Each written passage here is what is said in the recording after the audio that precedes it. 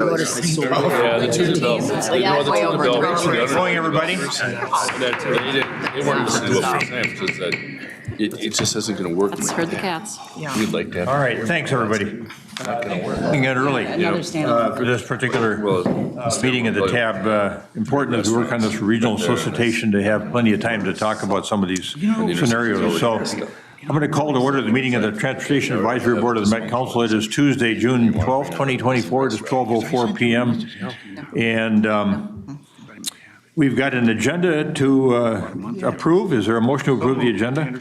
Second, Gotel. All right, we got a motion second to approve the agenda as published. Any further conversation? All those in favor of adopting the agenda as published, say aye. Aye. Opposed? Carried. The agenda is approved. Is there anyone from the public that wishes to address the TAB on a matter of concern to them? All right, seeing nobody coming forward. You can see on the agenda, we've got reports of various agencies and the chair. But I'm going to bring Judge Shetland up here and have him go first with his legislative report due to his schedule. So, Judd, welcome. Nice to have you here and look forward to the legislative update.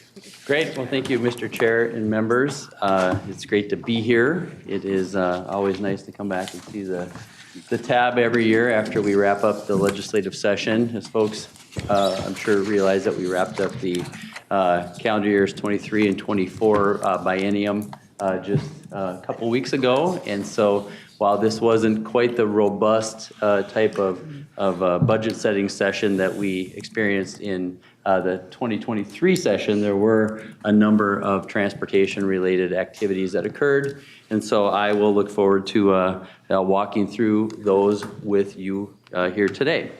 So the first item is the Metro Mobility forecasting as part of the state budget process. I'm assuming many of you realize this, but back in 2021, we made Metro Mobility a forecasted program of the state, which means that the funding for that is now built into the state's budget. We had previously received a general fund appropriation for this, and we were carrying a structural deficit related to Metro Mobility service for many, many years. And fortunately, we were able to have the House and Senate recognize that this is much more of a service similar to what you would see coming out of human services than what we have in our regular transit or light rail system. And so we were able to move that. This legislation here, they just needed to pass the law to make sure that the state started accounting for those costs as part of their biennial budgeting process. And so when we look forward to the next session, the forecasted cost of Metro Mobility will be in there. Just so folks know, just to give you a little context on this, we get about $55 million from the state in the general fund appropriation for Metro Mobility. When we had talked about our structural deficits in the past, that has to do with the fact that the cost of Metro Mobility service right now is over $100 million. So that is where, and that's on an annual basis. And so getting that moved over to a forecasted program was a big deal for us. That also includes the capital cost of providing Metro Mobility service as well. The second bullet point there, there was the establishment of the Metro Blue Line Extension Anti-Displacement Community Prosperity Program. The legislature last year had appropriated $50 million to the Blue Line for capital. $10 million of that was made available last year. That money was spent. There was $40 million that was available contingent on a full funding grant agreement that was going to be that was available up until, I believe, 2027 or a full funding grant agreement. What happened this year was there wasn't as much funding to spend, and so the legislature took $10 million of that $40 million balance and applied that to this Blue Line Extension Anti-Displacement Community Prosperity Program, who met for the first time last week. And as you can see, the program was established to preserve and enhance affordable housing, small business support, job training and placement, and economic viability along the Blue Line Transit corridor. And so those were the two like fiscal issues that related to or came out of this this last session. Again, most of the funding occurred last year, but these were a couple of the tweaks, and the Metro Mobility piece was really more of a housekeeping technical action. Moving on to policy, the legislature passed an item related to zero emission bus planning updates. As the bill was making its way through the legislature, it was really mandating, a couple versions had the council have to convert our system to all electric as we started purchasing vehicles by 2030 and then 2035. Where we ultimately ended was that the council has to prepare a plan for what it would look like to do this. And the zero emission bus technology we are very supportive of. However, there have been some issues with this related to the reliability of the vehicles. Also, there are issues related to the charging systems, but all things that we are 100% supportive of. But pushing a mandate, we were a little concerned that making that happen so fast was going to potentially create a problem for us. And that when you make it mandated that we have to have the buses, that also means that you have to have the charging infrastructure, that you have to have the facilities available to maintain these. And so there was a major cost related to this. And so we worked with Chair Fooley in the House, the bonding chair who was the author of this bill, Senator McEwen from Duluth, a big advocate for this. And we were able to land on language that had us prepare an update. And the council does have a zero emission bus plan that we do in our MTS division and Metro Transit division. What we're doing now is just updating and accelerating when that next report will be due. The legislature also acted on a bill that came forward. It wasn't a council initiative, but related to arterial BRT project scoping, and has the council required to design, fully scope, and construct BRT projects with sidewalk ramps to make sure that they are ADA compliant. We have been working on this for many years, but it hasn't been clarified in statute as who's responsible. It ultimately ended up that the council is responsible for doing the planning, making sure that everything is accessible, and that we are going to split those costs with the local road authority, which in many cases is either a city or a county. And so, so it's great to get that clarified, and we are happy with that. Folks may have been paying attention to legislation that proposed having MnDOT become the responsible authority for the construction of light rail. That bill did not pass. However, Connie's reacting to that. That bill did not pass. However, we did agree, and I think that actually this is a value add to make sure that there is additional input and participation from our partners at MnDOT as we move forward with the Blue Line project. So, so that was another great piece of legislation. And then the last bullet point here has the Met Council light rail capital construction funding is restricted to federal funds and direct appropriations.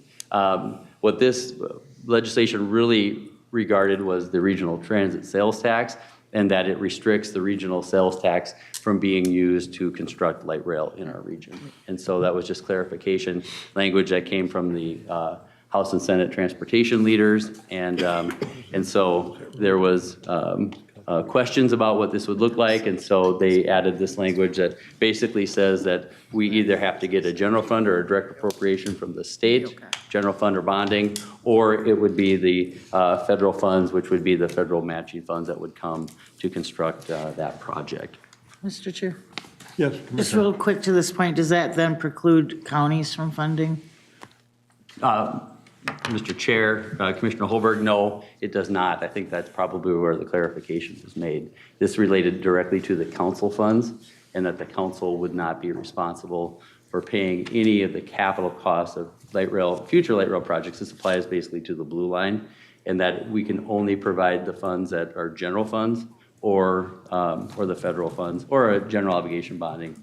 But it has to be an appropriation and not, since the sales tax is an appropriation, it doesn't apply to that. All right, thank you. Yep. Just a few other things here. There is a MnDOT-led study on metro mobility enhancements. The council has been working with the Office of Legislative Auditor related to metro mobility and making sure that that community and those riders that the council is delivering that service as well as we possibly can. This also applies to, I believe, Greater Minnesota Transit as well, but MnDOT is leading it, and the council, Charles and his team, will be working very closely as we deliver that. Originally, the report was due in February 2025. We asked to kick it out to 26 to make sure that we have time to incorporate a lot of the recommendations that came from the legislative auditor and also from the legislature. And there were also things that our MTS and Metro Mobility folks were working on. And so we feel pretty good about this. Maybe a little bit more rinky-dink, but it's modifying reporting that the council has to go back to the legislature and talk about what we're doing related to our cleaning standards and repair standards. This was agreed to last year. It's just basically saying as we continue to do this, that we'll come back and update the legislature. The third point here is a really big one, and it is a item that the council was very supportive of. Chair Fu Lee in the House and Senator Scott Dibble in the Senate brought forward a bill related to a financial review and legislative reporting requirements.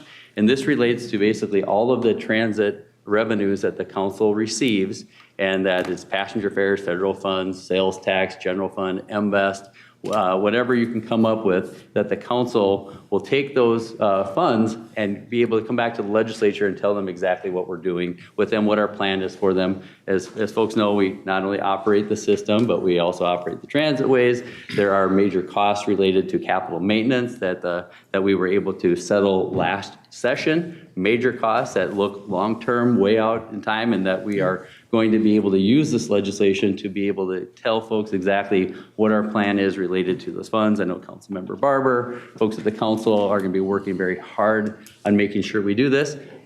We supported this. We think it's important to be accountable for what we are spending all that money on, and how we are bringing it forward, how it's being spent, and where it's being spent. But it also has people understand and appreciate the issues that we have. Capital maintenance is ridiculously expensive, and it is something that you have to plan for into the future, and then we'll be able to justify, how we're spending it, what we're doing with it, and so we look very, very forward to that. It'll be a whole cloth type of explanation in how we're going to deal with that. Commissioner. Thank you, Mr. Chair. Thank you. Just a quick question is, there's still no requirement for an independent audit? This is your own books that are being reviewed and sent up by your own staff? Mr. Chair, Commissioner, yes, this is coming from the council, but it would not surprise me, having been around the legislature many years, that this would be something that there would be a look at by the legislative auditor and others. Fact is that we're just lifting this up right now, and so I think that's when we say that we want to be accountable for folks and be able to explain it. Commissioner, to your point, one of the things that the legislature does is have us look back at how we did spend it and kind of true some of that up. So I think your point is well taken on that. So thank you for raising that. Last few things here is the legislature established a Minnesota Advisory Council on Infrastructure. This is a much broader issue than just Met Council. It is more about the state of infrastructure for our state and making sure that there is a handle on what is coming, and so the legislature has a better idea of what is going to be before them here in the next few years.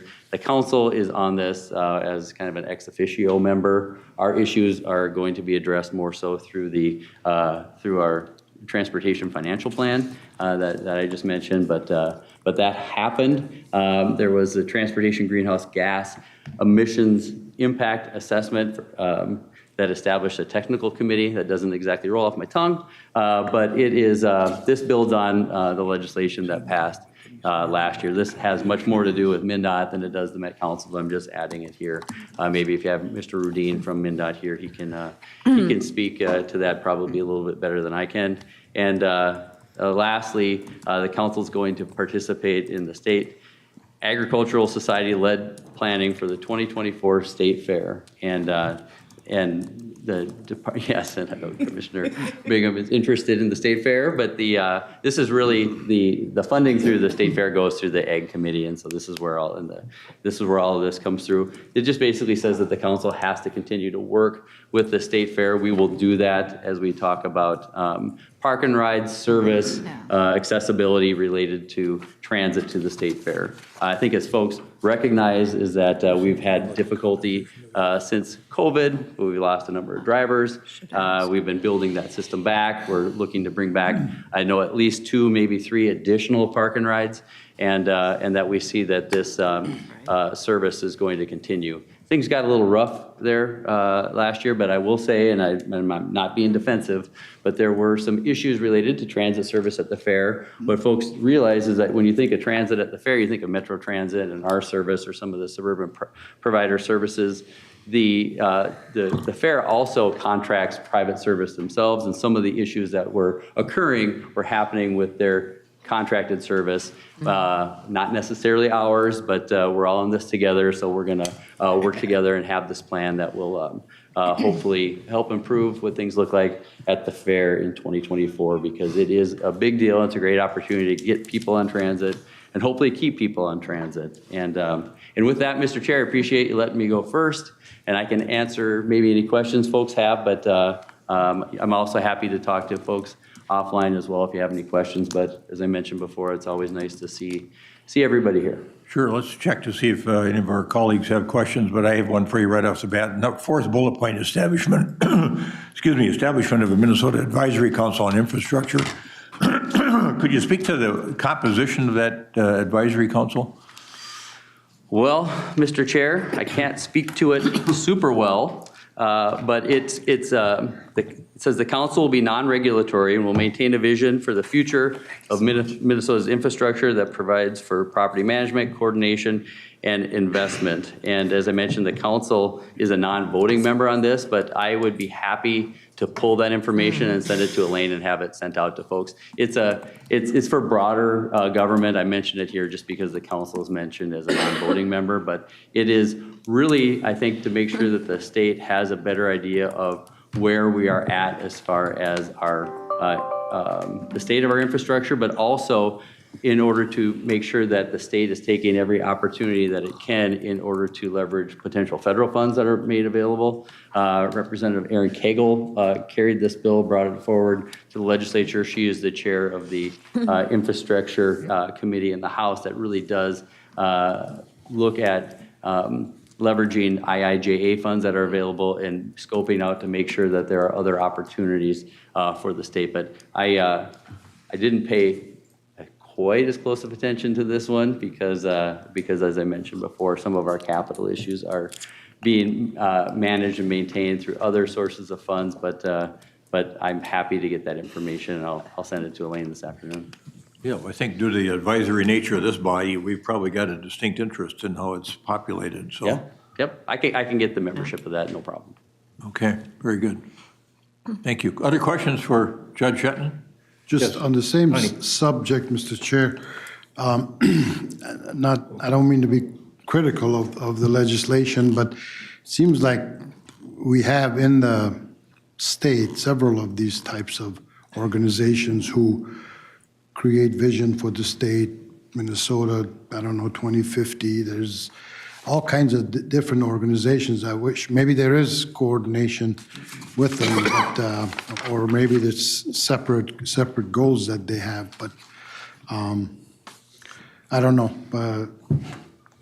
Just a thought, maybe there's other groups that I know we're Metro related here mainly, and those are state related, but it would be good to coordinate a little bit more.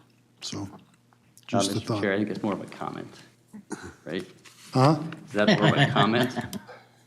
Yeah, you don't have to say I don't anything, know how yeah. to respond to that. Yeah. All right, thank you. Anybody else? Very good. Yeah. Thanks for being here. Yes, hey, thank you for Appreciate it. having me. It's great to see everybody, and please feel free to reach out with any questions that you would have. I'm more than happy to get together. Okay, So thank you. thank you. Let's go back then to the reporting section of the agenda. And from my standpoint, we had an exec committee meeting right before this meeting. And I think that, well, we're going to cover a lot of this in the conversations that we have, but we'd spent quite a bit of time talking about the regional solicitation. And then also, as we get to the information items, and I could just as well do that now, the policymaker working group, the next meeting of that group will be on July 17th, and Elaine will be circulating information on that. For people that are on that, there's a couple dozen of us on that. 10 o'clock to 12 o'clock at the council chambers. We're going to do that meeting live. And as we continue to work on suggestions for the full tab on structure for the next regional solicitation. So I'm going to turn now to Member Sahibjam for an agency report from MnDOT.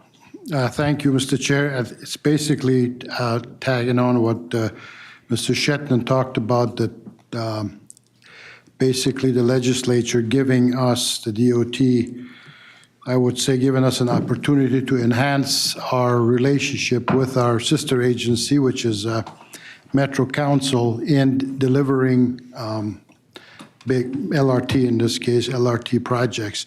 As you heard, he mentioned at one time, as you know, that there was discussions about completely transferring it over of big projects over to MnDOT. Just for information purposes, it's not a new concept. It's happened in other parts of the country. I know in Utah, and we've had conversations with Utah where projects, big capital projects from UTA were given to UDOT to deliver.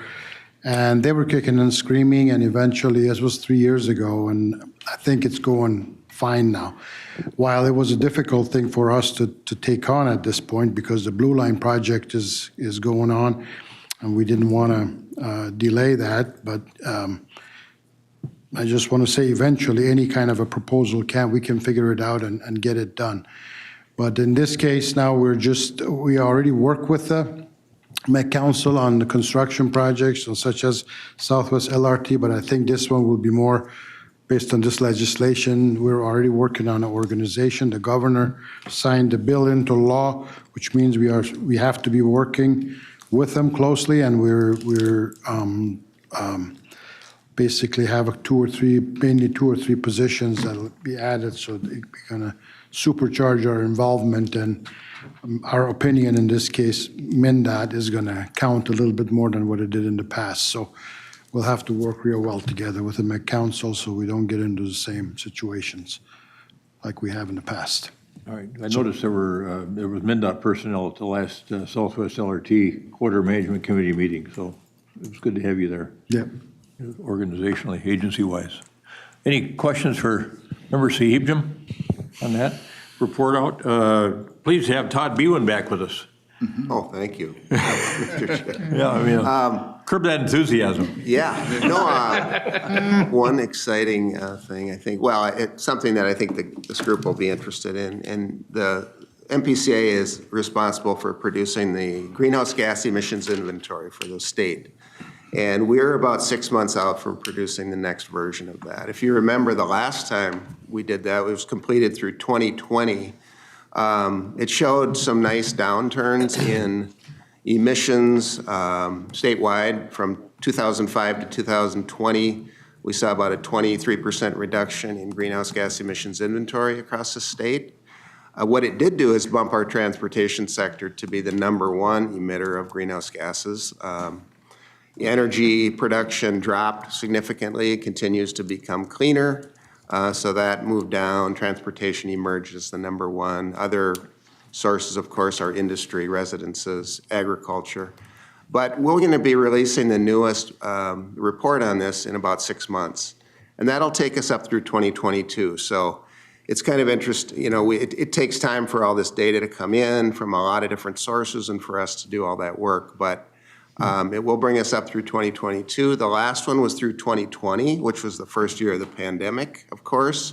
So we think that some of the reductions that we saw were due to that. We already had started to see downturns in some sectors.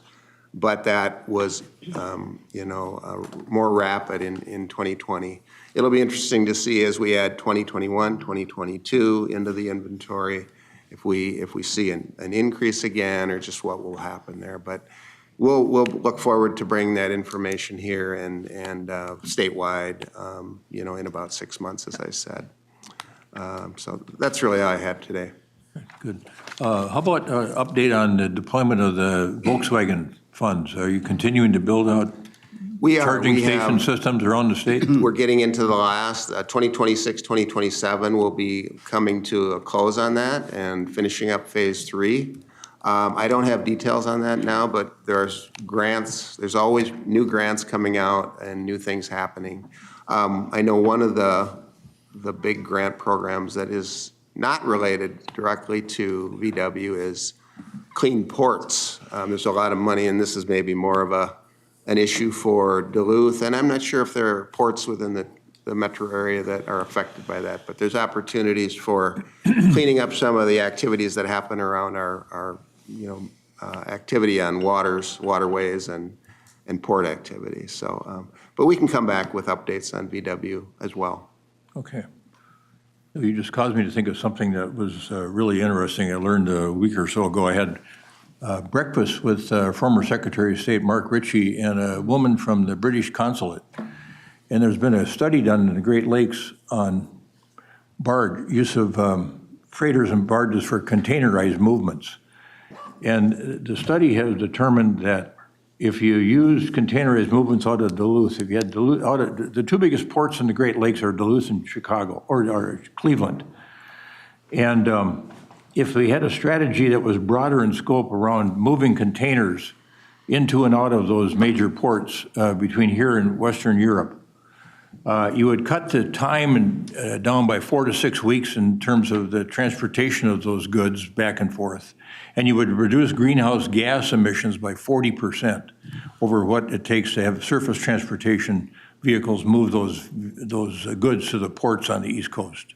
So I thought, so that was something that this is going to be built off of, I think, in the future, with some folks having some pretty good ideas around how to build containerized movements out of the port of Duluth. There's only one company in the world right now that serves the Great Lakes, I guess, based out of Amsterdam, that handles containers into the Great Lakes. But this looks like a nice opportunity to both increase the efficiency of moving those goods and reducing greenhouse gas. So, Connie, I had a question for you too. This Todd's report caused me to think about this. I see they're redoing the rest stop up by Alexandria, and as I drove by there, it caused me to think about, as you redo some of these rest stops, why aren't we putting in high-speed charger, or level 3 charging? When you're redoing it, why not put in level 3 charging for people to stop and use those facilities at our rest stops? Is that a comment or a question? The question. It's an opinion and a question. I think it's a great idea. I think it, most from my conference, and I haven't been directly involved with the department with this topic. I've been mostly on the private side the past few years, but the comment has been from agencies and DOTs that they don't want to, and I don't know what officially our position is. I can't say yes or no, but to deal with this, and it may be best for it eventually to evolve into the private sector and dealt with by the private industry, such as a gas station. And Well, I don't see anybody building stations that have 16 level 3 chargers in them. So, I mean, if you wanted to contract with a private company to do that, that's one thing. And we could, yes, and if you would like to have a more in-depth conversation about that, we can do that with our guys who know. But I know that a lot of government entities don't want to deal with that in their rest stops. All right. Well, I can tell you the private sector isn't moving on it much, because if you wanted to level 3 charge your car in Alexandria, there's a little convenience store where there's a couple of spots. There's the Buick dealer, and there's maybe, if you were driving a Tesla, you could go to Target. But it just, as we move towards wanting to have a carbon-free society, if we're not going to have the ability for people to charge their vehicles, it creates all this anxiety over whether they want to even own one. So anyway, comment editorial, I don't mean to get too far afield on that. Okay, let's go to Carl and get an airport update. Thank you, Mr. Chair. Just a few items. If you're going to be traveling to the airport, make sure you keep your eyes on the roads. A lot of construction south of the airport, east of the airport, the bridges across the river. Everywhere around it. So there's no telling when you're going to get there, you know. So make sure you plan ahead of time. Oh, yeah. Last week, we picked up another international flight, Lufthansa. They're going to have weekly flights to Frankfurt.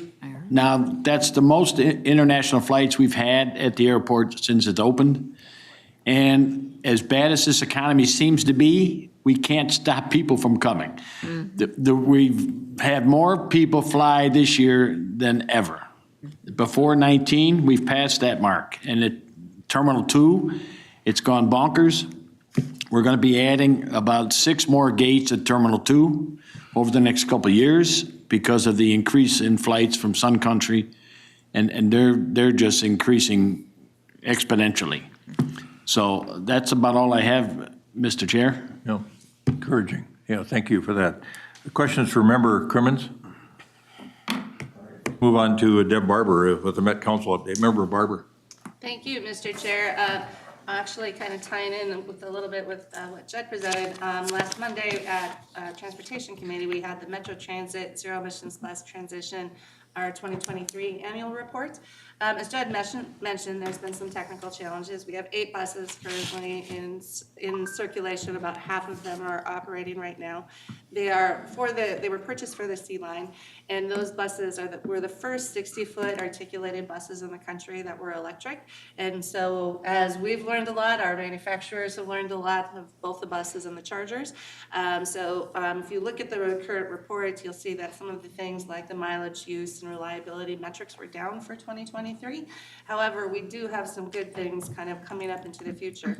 Our current zero emissions bus plan is based off of a number of different factors, both of sort of the timing of when fleet replacements would happen, what the electrical grid can handle, all of these different types of things factored into it. And so our goal is to have 20% of our fleet, our purchases be zero emissions bus by 2027. And the good news is we're on track for that. We actually, we have the 8 currently in our fleet. We've ordered 5 60-foot buses for the Gold Line and 20 40-foot buses for local service. So, and with that, we've pulled in some other manufacturers. So we have a variety of manufacturers for both the buses and the chargers, and we can figure out what works best for our region, and also get good experience with a variety of different technologies so that we're prepared to keep going into the future. So it's a very interesting report, and I'm sure we could send out a link for it if we need to. And then the other thing I wanted to let you know that we are having hosting an event over at Target Field. It's the Blue Line's 20th anniversary and the Green Line's 10th anniversary. There will be festivities at Target Field Station before the Twins game on Tuesday the 18th. And you are welcome to join us. There's going to be a lot of people there. We've got speakers including from Metro Transit, from Hennepin and Ramsey County, from the council, downtown council, Minneapolis and St. Paul. Our FTA regional administrator will be there, and we will, and also the senior vice president for the Minnesota Twins operations. So everything is kicking off there. There's it goes from 4:30 to 6:30, and the actual planned speakers time is at 5:30. So Tuesday the 18th, you're all welcome to join us. Could you get that invitation to Elaine so she could circulate it electronically to everybody so they know about it? Right now. Any questions for Member Barber? All right. Let's then move on to Suburban Transit Authority's update with our colleague Gary Hansen. Thank you, Mr. Chair. Briefly, the suburban transit providers' ridership continues to trend upward. The various providers are planning for special services this summer, including to the State Fair and to the Renaissance Festival. In addition, Southwest Transit is planning expansion of services along the 494 corridor. I wanted to specifically point out the results of a Southwest Transit Prime survey, which I think helps to demonstrate the need for microtransit service in the area. They surveyed their prime riders, which is the ride-on-demand microtransit, and 26% of the riders had no other option to get where they were going without prime. 37% are over the age of 65. 43% either have a disability or other long-term health condition, and 45% have incomes less than $50,000. So this is a wonderful service for this group of individuals. I think it really demonstrates, helps to demonstrate the need for that kind of service. That's my report. Good. Thank you for that. Interesting information. Questions for Member Hanson relative to his report? Okay, on the heels of that, I wanted to turn to our colleague Peter Dugan, who had something he wanted to mention as a follow-up to us recognizing him last meeting and the environmental award that he received. Thank you. Thank you, Mr. Chair. Not to prolong it, but I did want to take a hats off to the Eagan City Council and Mr. Hanson in particular for backing the Citizens Environmental Academy. It's strict, and for anyone who wants information on it, please, contact me and I'll have our sustainability coordinator get back to you. But the council and Mr. Hanson were very supportive, and it's all for the private citizen. This is not for, if you will, the academy, not for government. We covered waste reduction, the IRA, how do you get the rebates, the consumer to do it, tree plant preservation and the canopy. This is, again, on private property, green yard resources, how to fertilize, not fertilize, post a detent or retention ponds, and then water quality and conservation, why certain lakes have algae, others don't, and what the city of Eagan does to manage that, if you will. So thank you, Mr. Hanson, and the mayor and other council members. I appreciate it. And I'm going to make a plug for something my daughter gave me this. This is a reusable water bottle, BPA-free, recyclable. And every time you use it, if you hit the QR code, the organization behind it called Fill It Forward makes a donation to some kind of conservation activity throughout the world. The last one that I saw, they're doing clean water for the indigenous peoples in the high Andes and some other things. So it's pretty cool, anyway. And then if you have a link to the program that you're talking about in Eagan, it might send that to Elaine and have it circulated to all the members, because there may be cities and counties that are interested in looking at what other governmental bodies are doing relative to these issues. Thank you. Yeah, yes, thanks I certainly for that. will. Mr. Chair? Yes. If I may respond to Peter, last night the council had its first joint meeting with the Sustainable Eagan Advisory Commission without you being there. And so we missed you. There was a void. And so we're hoping that your retirement is just temporary and that you'll be back soon. Thank you, sir. Thank you. 10 years and out. Well, you're welcome back. Thank you, sir. Appreciate it. Thank you, gentlemen. A couple meetings back, I think Commissioner Julie Jepson, our colleague, gave us an update on the work of the Advisory Council for Traffic Safety, and she's got an update she wants to provide for us today as well. Thank you, Mr. Chair, and thank you for giving me just a couple minutes for a couple brief updates. So the Advisory Council on Traffic Safety met last week regarding their legislative session and things that had passed. But I wanted, and there's a lot of things that had passed, and if you're interested, I can provide that list. But we spent the majority of the time talking about legislative priorities for next year and just brainstorming all the different things that we, as the traffic safety entity of the new state legislation from last year, can really focus on statewide to improve safety for everyone. A couple pieces of ideas that had come up were reestablishing funding for driver education and making it free for all, so that all have the ability to do it at the age that they're physically able to drive at 16, and so they don't have to wait until 18, take no classes, pass the test, and they're on the road. A lot of talk regarding safety cameras. I know Minneapolis and Mendota Heights have a pilot project going on right now that seems to be working quite well, reestablishing the fees for seatbelt increases, seatbelts for ATV and transportation lanes, and then smart offsetting that doesn't, telematic program, so ensures monitoring driving habits so that pricing can fluctuate. However, all of this with the understanding that a number of these fees can unintentionally target underserved populations, so always being cognizant of that. One specific thing I do want to mention is one of my priorities is that at the county level with county corrections, there's always a risk assessment that is done when inmates come in and rating their risk of recidivism.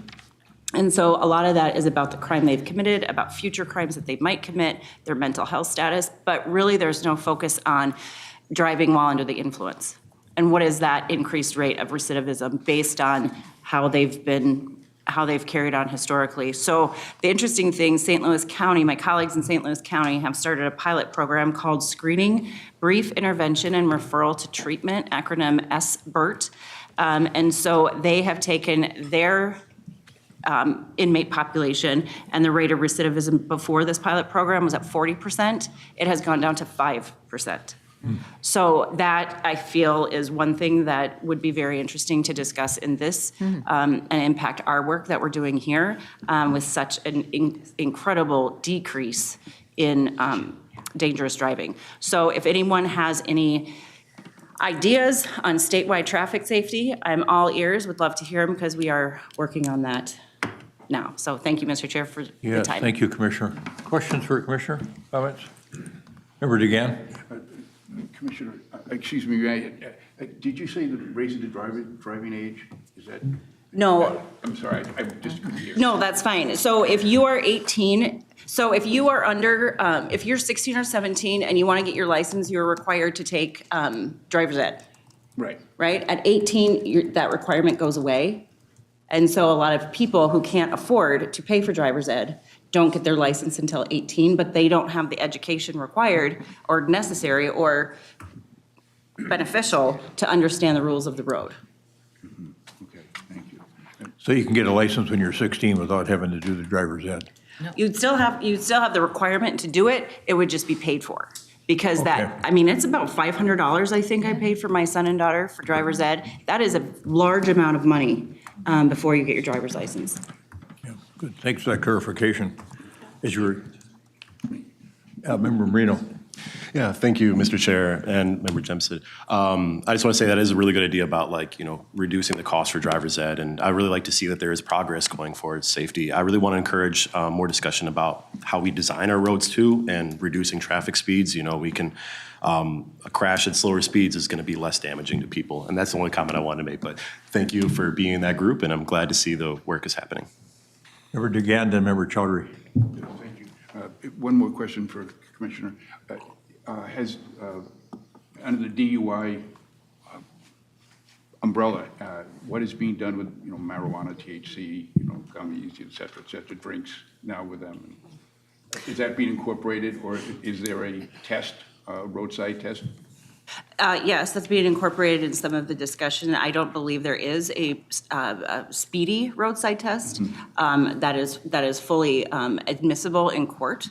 I think there is something that you can do to test quickly to see if they're under the influence, but the validity of that isn't quite there yet. One of the things that did pass in legislation was dollars for training on prosecutors as well as judges. So when these claims come up, they know how to appropriately sentence in a new world that we're all trying to navigate through. Thank you, Commissioner. Thank you, Mr. Chair. Member Chowdhury. Thank you. This is more of a comment. I really appreciate you bringing all of these forward, Commissioner Jepson. Particularly, I'm interested in us discussing the traffic speed cam and red light pilots. So at the state legislature, the city of Minneapolis, that was one of our legislative priorities, is getting like this narrowly option for a pilot within the city of Minneapolis. I believe you mentioned Mendota Heights. There was some discussion around including another county if there was interest, but I don't think that came through. And so on the city council, we'll be starting the work with our professional staff to start tooling out what that program can look like. We're looking at what it means to have partnerships with city and county roads, MnDOT. I'm having some conversations about parkways, and I think we're really hoping, one, to just collect data within our city, but use that information to inform the region, especially since we have like a shared goal around reducing fatalities in the city of Minneapolis. And one of the first meetings that I had in this body, we have a Vision Zero goal, and I think we should definitely discuss that. We, in one of our last meetings around our Vision Zero report, we discussed how we had 36 fatalities in the city of Minneapolis, and how each one of those fatalities was a person who had a story in our community. So just wanted to appreciate the fact that you brought this forward, and would love to just discuss like all of the different ways we can make our roads safer for all the people in our region. Yeah, absolutely. Thank you. Thank you. Commissioner. Yeah, thanks. And I appreciate your work on this and keeping us all informed. I'll just add on the driver's license piece, though you're looking at from a safety perspective, Ramsey County has been really invested in making sure that driver's licenses are affordable. It's a matter of equity, because many times it's our families that can't afford it, our families of color. In fact, we're winning awards on our driver's license academy. It's still the number one thing on a job application that you have to have a driver's license. And so we do want to make sure that people are trained safely and obey, but we have other partners to help you advocate for that, both from a safety but also an equity perspective. So just wanted to lift that up. Thank you. Yeah, thanks, Commissioner. Other thoughts? Yes. Yeah, I just wanted to echo that on, being able to even get a license. I think another major barrier that for me and some of my friends, to get a license was even having the availability of a car. Exactly. If your family does not own a car, where are you going to, one, practice, or two, be able to take that test, especially when it can be months out until you get that. And so I think being able to figure out a way that we can provide vehicles for people to be able to get a license would allow more people to be licensed and not driving without a license, and other penalties that can come with that too. So, yeah, thank you. Thank you, Member Marino. Member Martinson, Brian Martinson. Thank you, and I appreciate the efforts of the advisory committee as well. And I wanted to recommend to you, because I enjoy when things are data driven, especially things around safety. I want to recommend to you, and I've mentioned it before here, the paper that was published by Dr. David Eder of the CDC and co-authored by Dr. Nisha Betchway, who's the dean of the Humphrey Institute. The article titled Safe Systems Pyramid, which is all about sort of applying population health and public health principles that are well established for decades to transportation safety issues. And the article in particular draws attention to the importance of talking about and planning and driving decisions around safety around kinetic energy potential. So I recommend that to your advisory committee. Happy to give you the reference if you want me to help find it. Thanks. Thank you. Thank you, Member Martinson. Chair Hager, did you have anything? From a report standpoint, before we started into kind of the heart of the meeting, I wanted to just give Mayor Stephenson a chance to comment on the funeral that his city hosted for Officer Jamal Mitchell yesterday, and then maybe just have a brief moment of silence before we go into our. Well, thank you, Mayor Helpin. Obviously, a very sad occasion, a very tragic occasion, but the law enforcement agencies from around the country in Minneapolis and the metropolitan area were very well represented there yesterday, and it was a very moving ceremony. It was nice to see the family all together and able to be there and appropriately mourn, and it was a good send-off by everybody, and it was a very nice and moving event. Thank you, Mayor. Just a brief moment of silence then for Officer Jamal Mitchell.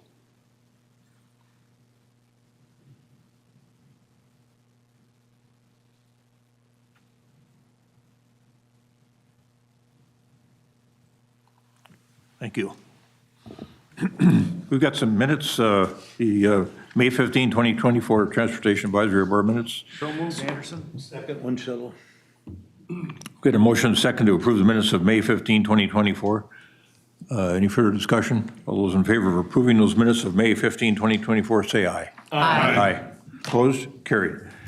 And now we've got two items on the consent portion of the agenda, and our TAC chair, Jenny Hager, is going to walk us through those, and the second one requires a little bit more explanation probably than the first one, but we'll get through those together here. So Chair Hager, welcome. Thank you, Mr. Chair, members of the committee.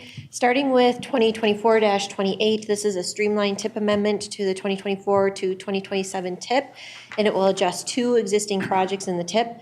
The first is a request from Dakota County to divide its Veterans Memorial Greenway Trail project into 2 phases.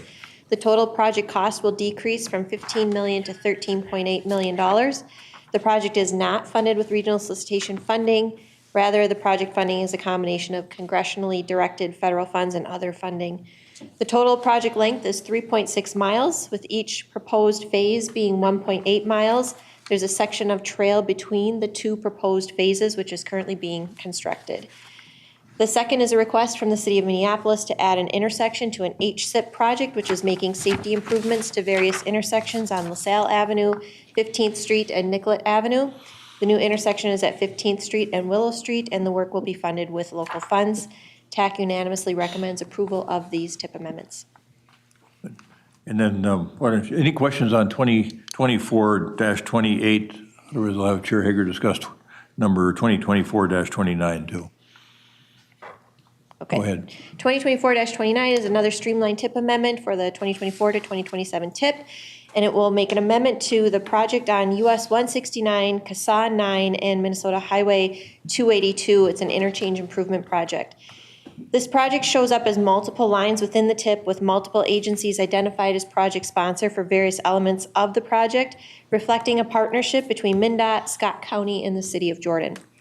The amendment includes changing the project sponsor from Scott County to MnDOT for one portion of the project. That is for the 1-mile reconstruction of Scott County Highway 9. The amendment also includes an overall cost increase by $15.2 million. The cost increase is being covered with an increase in federal funding of $4.3 million, an increase in state funding of $10.1 million, and an increase in local funding of $756,000. None of these additional funds are regional solicitation funds. They're other federal funds. There's no scope change associated with this. Despite the $15.2 million increase in cost, it's not as a result of a scope change. There is one roundabout that's been added to the project to the tune of about $1.2 million. The rest of these cost increases really come from site conditions that were different than what were anticipated when the project was scoped and estimated. Things like soil conditions that were different than expected, that also resulted in having to change construction means and methods that resulted in these higher costs. So TAC does unanimously recommend approval of this TIP amendment. And just to make sure people understand properly, this is the additional cost increase of $15.2 million will be covered by federal, state, and local money and no regional money. No regional solicitation money, Mr. Chair. You're right. Very good. Is there a motion to adopt the items on the consent agenda in a single motion? So moved, Burkhart. Second. Second, Gattel. All right. Got a motion and second to adopt the items on the consent agenda, portion of the agenda in a single motion. Any further discussion? All those in favor of adopting the items on the consent agenda in a single motion, say aye. Aye. Opposed? Carried. Those items are adopted and approved. And now we move to the information portion of the agenda.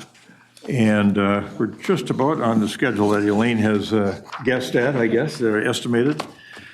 And my policymaker work group, I think I took care of that earlier, but I'm going to turn now to Member Johnson and have him give us an update on the active transportation work that's being done. Yes, thank you, Chair Hovland. So again, we are meeting monthly, mostly because we have deadlines that we have to meet. So it's been a more aggressive schedule. Depending on some of the actions we take at our couple next meetings, that might be backed off a bit, but we will find out in our meeting here later in June. The biggest updates here and the most relevant for this group. So again, we are going to see in a bit, Mr. Peters is going to present on the regional solicitation, some of the various options we have before us for the scenarios. All of those do have active transportation sales tax dollars included. I believe it totals $15.8 million. And so there was a discussion at TAC at some point, I'm not sure the date, but there was at least some questions about whether that number should be higher. So we did bring that back to the active transportation work group. And again, we kind of talked about the various pros and cons to it, but really settled on let's leave our recommendation as is. So no change on that. But just as a reminder, the legislative language for the sales tax dollars says that it can't supplant any other funds. So that was just one thing we wanted to bring forward from the leadership on that group, because it's going to be relevant to our discussion here in just a few minutes going forward. So as far as our work group, though, we're hoping to, of course, figure out what's happening with the regional solicitation funds, and this group will be confirming that hopefully by July, I believe is the schedule. But we do have an additional piece that we'll have to work on, because the funds that are going through the active transportation sales tax really do operate differently. So they are grants that are not managed by MnDOT. And so it's one of those things that we've learned over the last year. So another piece that this task force is going to be in charge of is figuring out how do we actually manage these, which means what are the requirements? And so that's something that I think at this point, we don't have really the language to even talk about. So we're expecting a presentation here coming up at our next meeting. Again, it's going to be interesting, I think, because none of us really know any of these details yet. This is a very important topic that came up at TAC, so we're making sure we're addressing that going forward.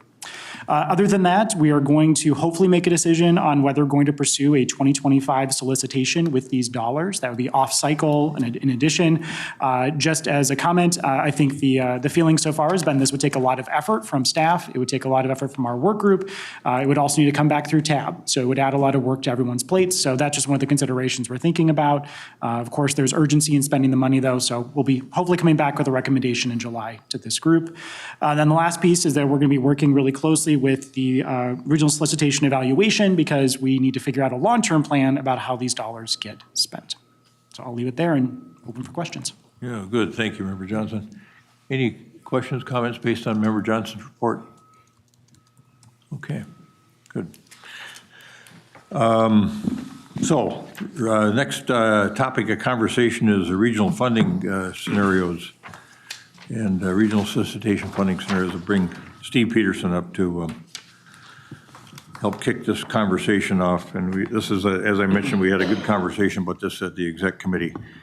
So we've got three scenarios at present, and TAC has looked at the scenarios and wanted to visit with us, I guess, as a tab about what they perceive to be the flexibility that we might have in use of federal funds,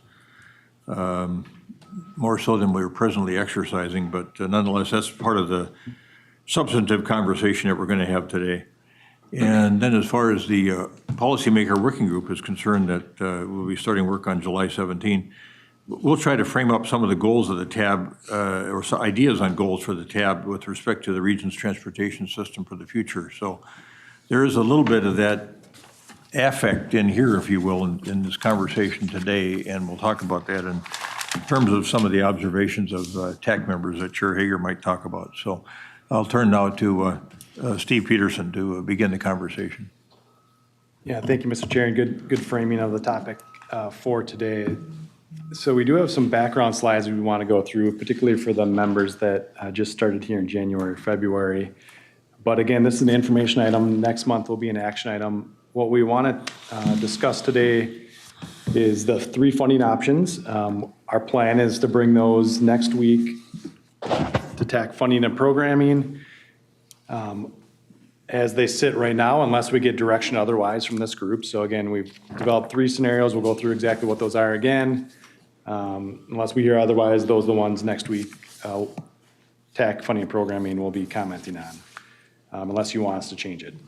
We also would like to know if there's other technical feedback that you'd like those TAC funding and programming and TAC to discuss and bring back to you next month. That would be helpful in making your decision. So again, next week, TAC funding and programming, the plan there is that they would develop pros and cons of each of the three scenarios. And if they would like to recommend one of those three scenarios, we'll give them that option too. I'm not sure if they'll give you a recommendation or just pros and cons and general support for one or more of the scenarios. So a few slides of background. Again, at the end of last year, you did approve an application, and that really set the ground rules for applicants as to when they were applying, the scoring, the criteria, and here's those 13 application categories. Many of you have seen this who have been on TAB for a while. The scoring measures are different across the application categories, so that's one thing to note. We also we've talked a lot about the modal funding ranges, so then we've gotten questions, well, what are those modal funding ranges? Even we heard that at TAC last week. And so here's a slide that shows what you approved last year. Again, that's to give the applicant some indication of where the money may be spent by TAB. You're under no obligation as a body to stay within those, so it's your discretion as to if you want to go outside of them. But when we're developing the scenarios, in this case, the three options that we brought before you, these are the bounds of which we used.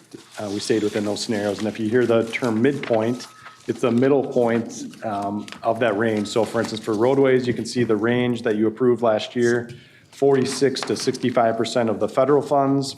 So the midpoint, when we talk about that, would be 55.5%. Again, that does not include the active transportation dollars. And then I think Member Johnson made a good point on that, that the modal funding ranges that you approved exclude any of the regional sales tax dollars for active transportation. Again, when we're developing the scenarios, we don't skip over projects, and we also don't partially fund projects from a staff level. I know a few times we've done that at the tab to kind of make the dollars work, but that's why we don't hit them we usually don't hit the midpoints or whatever we're aiming right on the dollar. It's because we don't partially fund these multi-million-dollar projects. One of the things that you did last fall, and as far as perhaps the biggest thing from a scoring perspective, was you made safety the biggest scoring criterion across almost all the categories. And so in doing so, the projects that we're selecting, we are hitting the top safety projects across the region, across all the application categories. And other things such as equity and multimodal elements, those are all built into the application and the scoring. So the top scoring projects do have those elements. And so it is difficult to do a scoring, an option that is just highly directive on that based on, we already built the application to include multimodal elements and equity and these other things. So again, those three options that we brought to you, and we've changed the naming convention just slightly on them, but the first one is called closest to the midpoint option. That's where we try to hit that midpoint, 55.5% of the federal funds for roadways, 30% for transit, 14.5% for bike ped, as shown on the screen here. We talked about this last meeting. We didn't have enough transit applications that were submitted to hit the 30%. So that's why we're calling it the closest to the midpoint versus the midpoint right on the dollar value. Option number two is, I would say, similar to option number one. We're calling it the safety option. And we do add one additional roadway reconstruction and modernization project, and that decision was made to add that particular project based on the scoring and the crash monetized crash reduction from that particular project. Option number three, again, changed slightly. We're calling it the bike ped option at request of one of our members, and that shifts about $15 million. Much of that is shifted from transit because we didn't have enough projects, but shifts $15 million over into the bicycle pedestrian categories and puts that, how we came up with that $15 million, because that puts it at the top of that modal funding range. So again, the top of bike ped was 20% of the federal funds. So we said we took 20% of the federal dollars, and that's how we came up with the bike ped option. So all the scenarios also include the $15.8 million of active transportation shown in purple. And that again is above and beyond these options. And, but it is, I'd say, embedded within the scoring option. So it's not kind of at the bottom of the list. We embedded it to give preference for those non-federal funds to higher scoring projects. So all in, the money is $263 million that we're talking about. One last slide, and I do want to turn it over to Chair Hager for some comments from the TAC committee. We had quite a rich conversation and want to bring some of that forward to you. But from a technical perspective, two things we wanted to talk to you about first. The first of which is shown in yellow on the slide. We did have one member bring up to us the fact that we did not quite hit the bottom of that transit modal funding range. So again, the bottom of that range for transit was 25% of the funds. We're, in 2 of the 3 scenarios, we're just shy of that. So I think if we would have known that from a staff perspective, we would have funded 1 additional transit modernization project. So that was a small $2 million project in the city of Eagan, MVTA. We would have added to the list, but again, it's certainly up to TAB's discretion whether you'd like to do that. But we would like some clarification as to, does this body want us to change that option 2 and 3 to include that 1 more transit project to get us over the hump at that minimum of the 25%. Again, up to you. We also did hear from our technical committees that going to the top of the bike ped range, that 20%, still left a lot of bike ped projects unfunded, I'll say. And so there's a lot of discussion on could we put more money in there? So a few of the options that were floated were to add more active transportation dollars in, and we brought that back to Glenn and Brian's group, and they said, well, not at this time. We think we've got the right amount for a pilot. The other option would be to go into overprogramming. So we left a little bit of overprogramming on the table in the order of about $5 million. So if you'd like to, and I think we can either use that overprogramming to fund that last transit project to get over the hump, and or fund some additional bike ped projects. So again, $5 million could go, and that would give you some additional bike ped projects on all of the scenarios, and it would go above in green there on the bike ped heavy scenario would exceed. Again, we'd need your direction to go kind of above that 20%, but that would be one way to bring some more money in, some more revenue in to get some more projects. On a larger scale, you could shift money from either transit or roadways into bike ped. And that would be something that you could direct us to do too, from a staff perspective, and we would bring that to the technical committees next month. So again, kind of a smaller scale option, kind of focus on that $5 million, and maybe give us some direction on that. Or if you want to kind of go bigger, you'd have to give us some direction on what that dollar amount would be and where the money might come from. So those are two questions we had for you. And I do want to bring up TAC Chair Hager here. I gave her a slide just for herself, so I'm going to bring her up and ask for some comments. Thanks. Thank you. I didn't know I was getting my own slide. You got it, yes. All right, Mr. Chair, members of the committee, I did provide a summary of the TAC conversation, and it's in the action transmittal, so I won't reread that for all of you.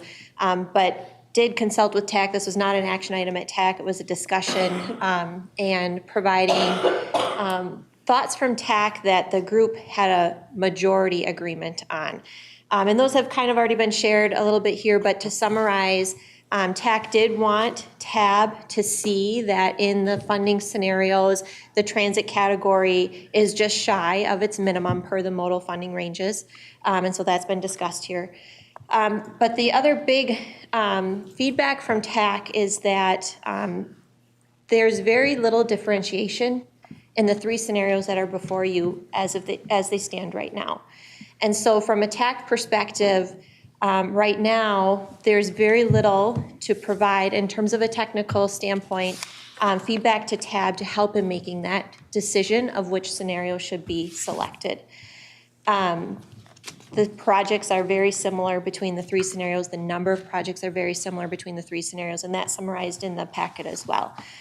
TAC can certainly provide some pros and cons between these 3 scenarios, but largely it is TAB's purview to ask for some modifications to these scenarios that would go outside of those modal funding ranges if you would like. Those modal funding ranges are set by TAB before each solicitation, and they are guidance, they're not policy. So it's really up to you, and what that could do is, we're not necessarily suggesting that a new scenario be created, but doing that could help provide more differentiation between the 3 scenarios that you have right now that would help in that decision-making process. So you could provide that differentiation and see what it does for some important metrics for TAB, like geographic balance and how many applicants are receiving funding across the region, and what types of projects are funded and the benefits of those projects. So If there's any questions on tax conversation, it was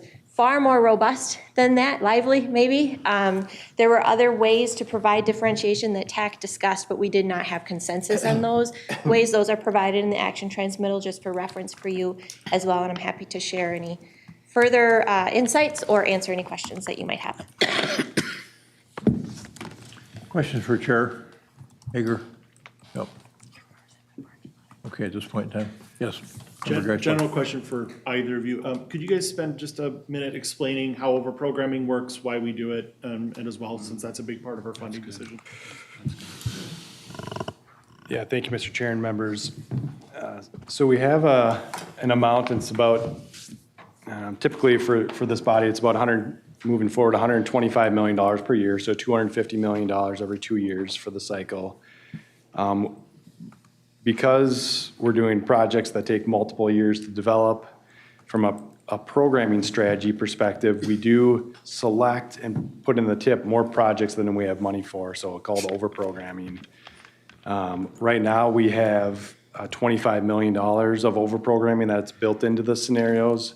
That's about 10% of $250 million is how we came up with that. Do think there's a little bit of room there if you want to add to that. But it is a good strategy because you can't, at the last minute when projects fall out, like they always do or want to shift out, as the case may be, we have to fill, because we have money in very specific years, we have to fill those holes that are left by projects that can't deliver in a particular year. And this strategy is one that's been successful for this body to use, is overprogramming. Yeah. Elaine. I'll add another point. If we do not have projects to receive that funding, we could lose it on the federal level. So by having these extra projects available, when others move out, we don't lose our federal funding. Member Martinson. Thank you, Chair. I wanted to say thank you to Chair Hager for the inclusion of the lively discussion from TAC in our materials for the packet. It was really helpful in terms of when I was reviewing it. And I wanted to make a point that we discussed in exec as well about sort of the modal funding ranges and the scoring of the different types of projects. And so the question of whether or not, so now I'm about to throw transit under the bus, if you will. So in terms of whether we're going to fund additional transit projects, among those that were submitted, partly why it was below the funding range is that we didn't get that many transit projects this time around submitted. And so there's two that scored less than half of the potential points that were going to be unfunded. So those are the two that we would be considering adding, or one adding of those two. That doesn't excite me because I look at all the bike ped projects, all of which I believe scored at least half of the points available. And so the scoring, the point scoring is done through a laborious, very, I would say, pretty rigorous process. A lot of people's time involved in it. It's pretty quantitative in nature. A lot of thought has gone into what gets scored and how it gets scored. And I feel like if we put too much emphasis on the modal funding ranges, which is again just guidance that we created, I think we run the risk of denigrating the value of that actual scoring system that we've put together over time as a body. So I'll hold the rest of my comments.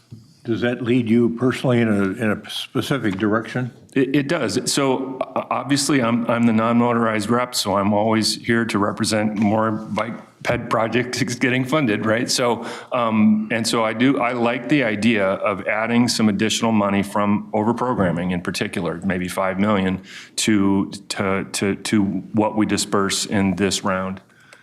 I don't know that we want to take money away from other projects, but, so obviously I'm supportive of the bike ped, and I would also like to thank staff for their improvement in the labeling of those options. Member Jenkins and Member Marino. So I apologize for those of you who've been around a little longer. So this is going to be a rookie question, but I haven't seen anything about project year shifts. How much of the money we're budgeting is already spoken for from budget year shifts?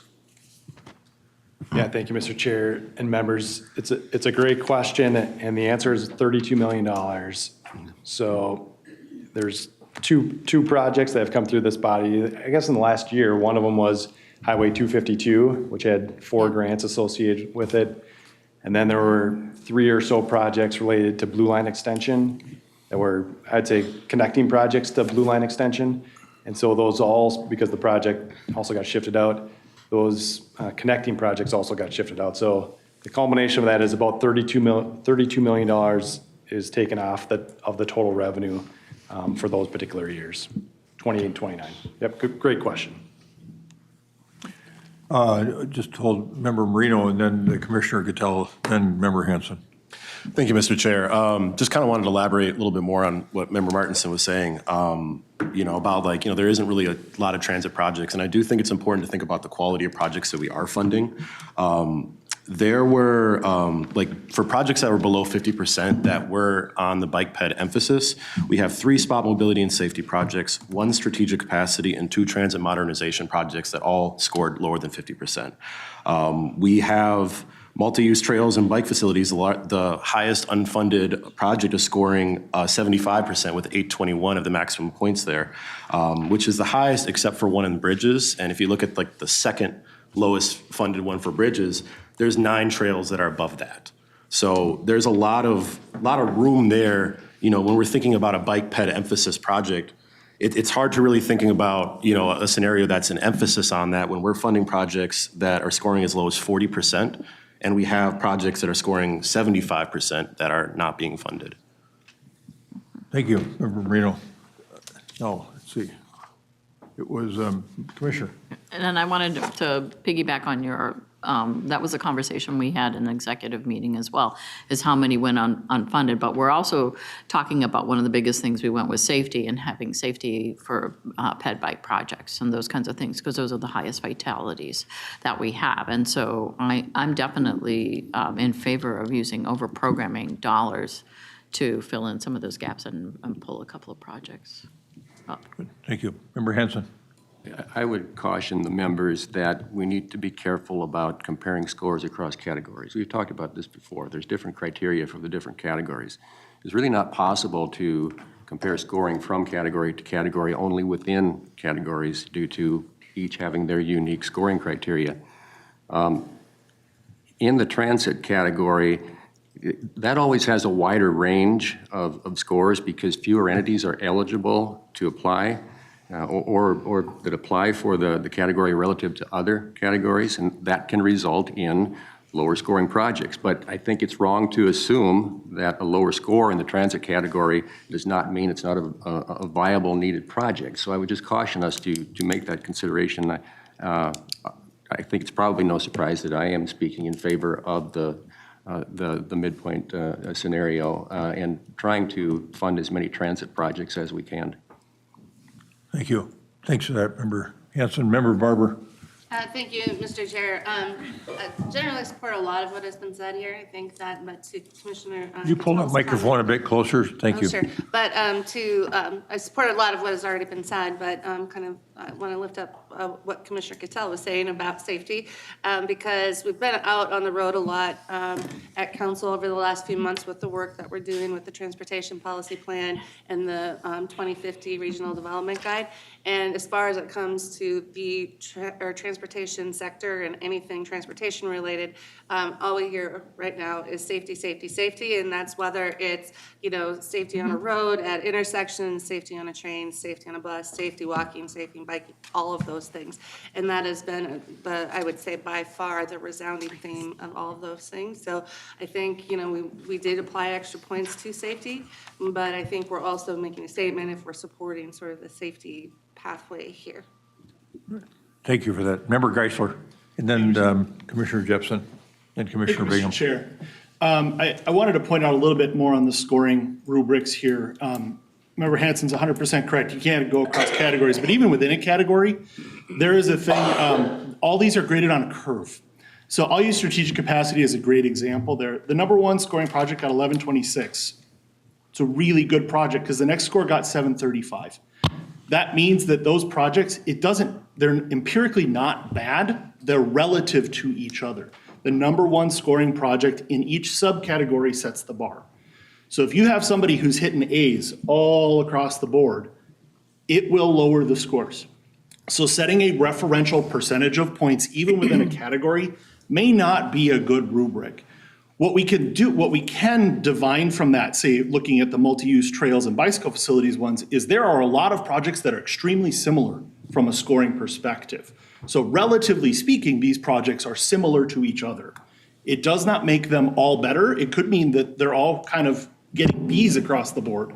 And it's important to recognize that on the scoring, and that is done at a sub-score level. We're seeing a summary score on this list. So there's a lot more mechanics underneath that, so just be aware of that, of trying to say anything under 50%, not worth it.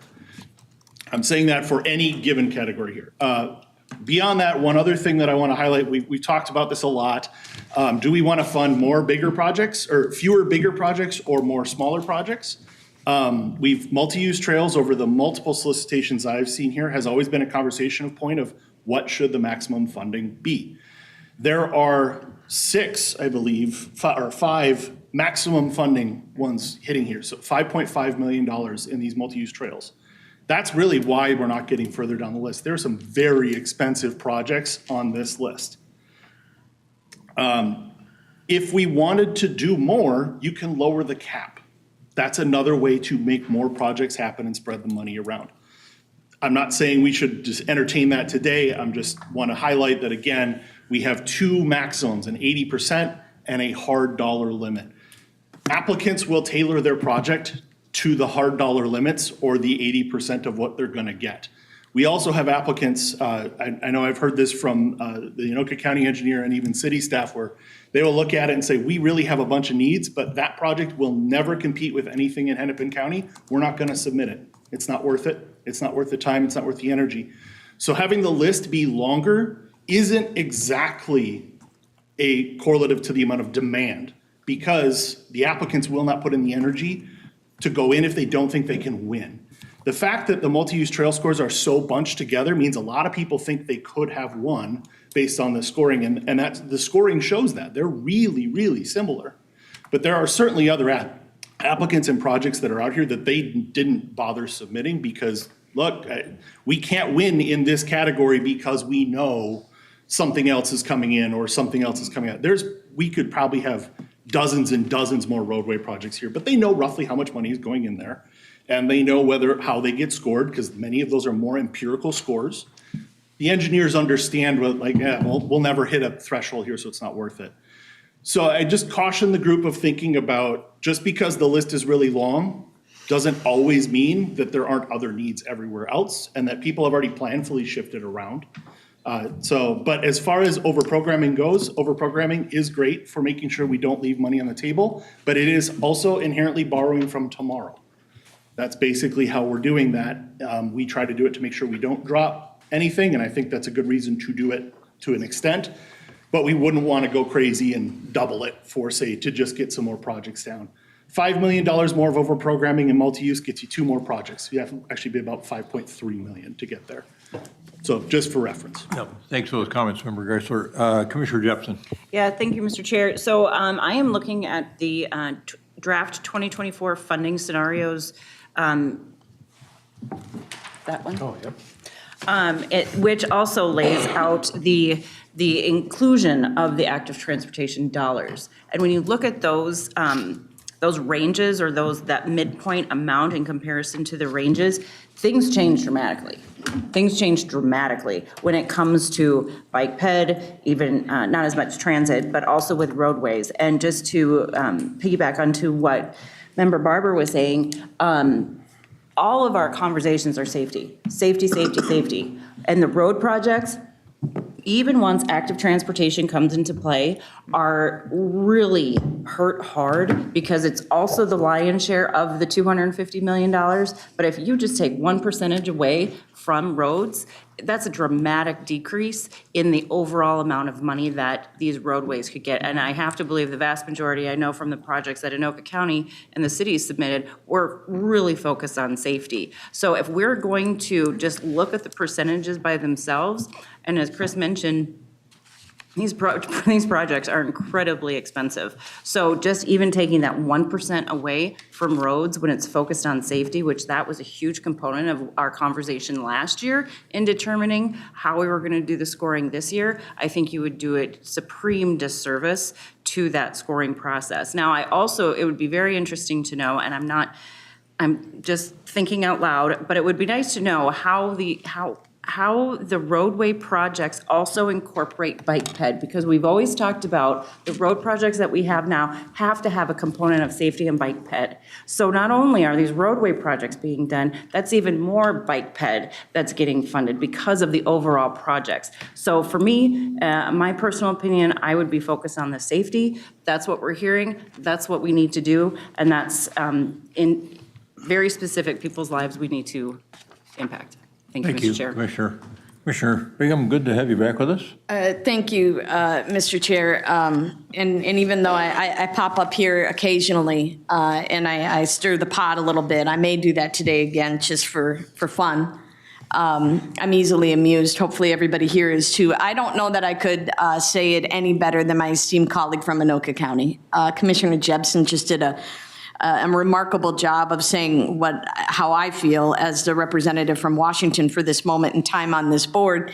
Safety is a priority for Washington County. It is what I believe this board talks about. It is what we think about when we're improving our infrastructure. It is what we think about as a growing county. I know Anoka is a growing county. When we are looking at coordinating with our cities, our townships, and when we're building things out in projects, that is our focal point. And so, the money should be the priority in my opinion. So I believe that the safety aspect should be where our priority is, and improving using the modernization, the technology, the engineering, and I'm gonna say planning because you can't conflate engineers and planners. They do not like that. I've been told that many times, and they're all smiling in the back here. So you have to utilize all that when you're considering that. So I do think that that's important. And just to double down on what Commissioner Jebsen said about most of these roads have bike ped components to it already. I would note that if you look at the awards that are presented to us today, I think 4 out of 5 in bike are in Minneapolis, and all the PEDs are in Minneapolis as well. So it's heavily geared towards areas that are very urban, right? Urban and moving around. Transit looks different in the suburbs. I'm going to continue in policy for quite a while now. This is a conversation to have today, and that's not going to happen for this round of solicitation. But, and maybe I won't be temporary, somebody that comes and goes on this board and fills in. And so this is really important stuff. It matters. It really, truly matters. And these are really important projects for economic development, for our environment, for our economy.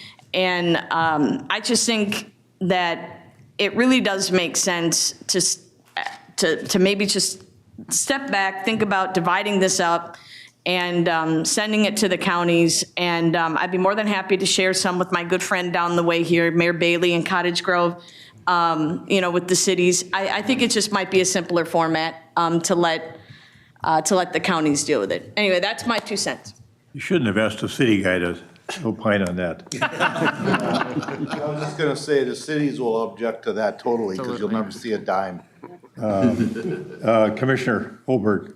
Thank you, Mr. Chair. And Carla, usually I'm the one that's kind of out there, but maybe today I'm. You're welcome. I'm happy to be following you, I guess. That's fine. You have a committee that's working on that for the next round and what it will look like. So I was hoping to maybe narrow this down and maybe get to a point where we can have some consensus and some. Originally coming in, people were talking about adding $5 million and over programming to the bike ped. Of course, in looking at that, you're going to lose some of the safety project in option 2, particular Carver and Washington would lose projects. We're back to where we kind of always are, where when you look at the names of the list, the categories, which projects get funded or not. But if there's a general consensus that it's okay for this round to leave transit, either 0.4 or 0.2% under their range and concentrate on either option 2 or 3. What I might suggest is, we've had a number of projects that have been delayed, that we have the technical committee do some kind of calculation relative to what would be a safe over-programming number. I know Dakota County's turned in money. We had a pedestrian bridge that we couldn't get land control of. We've turned that money in. And then look at how you could maybe keep, how far along could you keep both option 2 and 3 whole with over-programming money? In other words, add a couple more bike projects, but hopefully look at the division of resources. In particular, I hear you about the collar counties, and then most of the bike ped will end up going to Three Rivers and Minneapolis. So there may be a way to use over-programming in both the 2 and 3 category to kind of achieve both things. In other words, keep safety center, but put more emphasis on bike ped as well. And it's kind of my hunch that we could probably spend a little more than 5 million, given some of the actions that we've had as a board in the last year with cancellations, delays, et cetera, and make a recommendation of how much can we spend reasonably, and if we scatter it between 2 and 3, what that could look like. Member Martinson, then Commissioner Gattel, then Member Geisler. Thank you. I think I might support that. Well, then I must be wrong.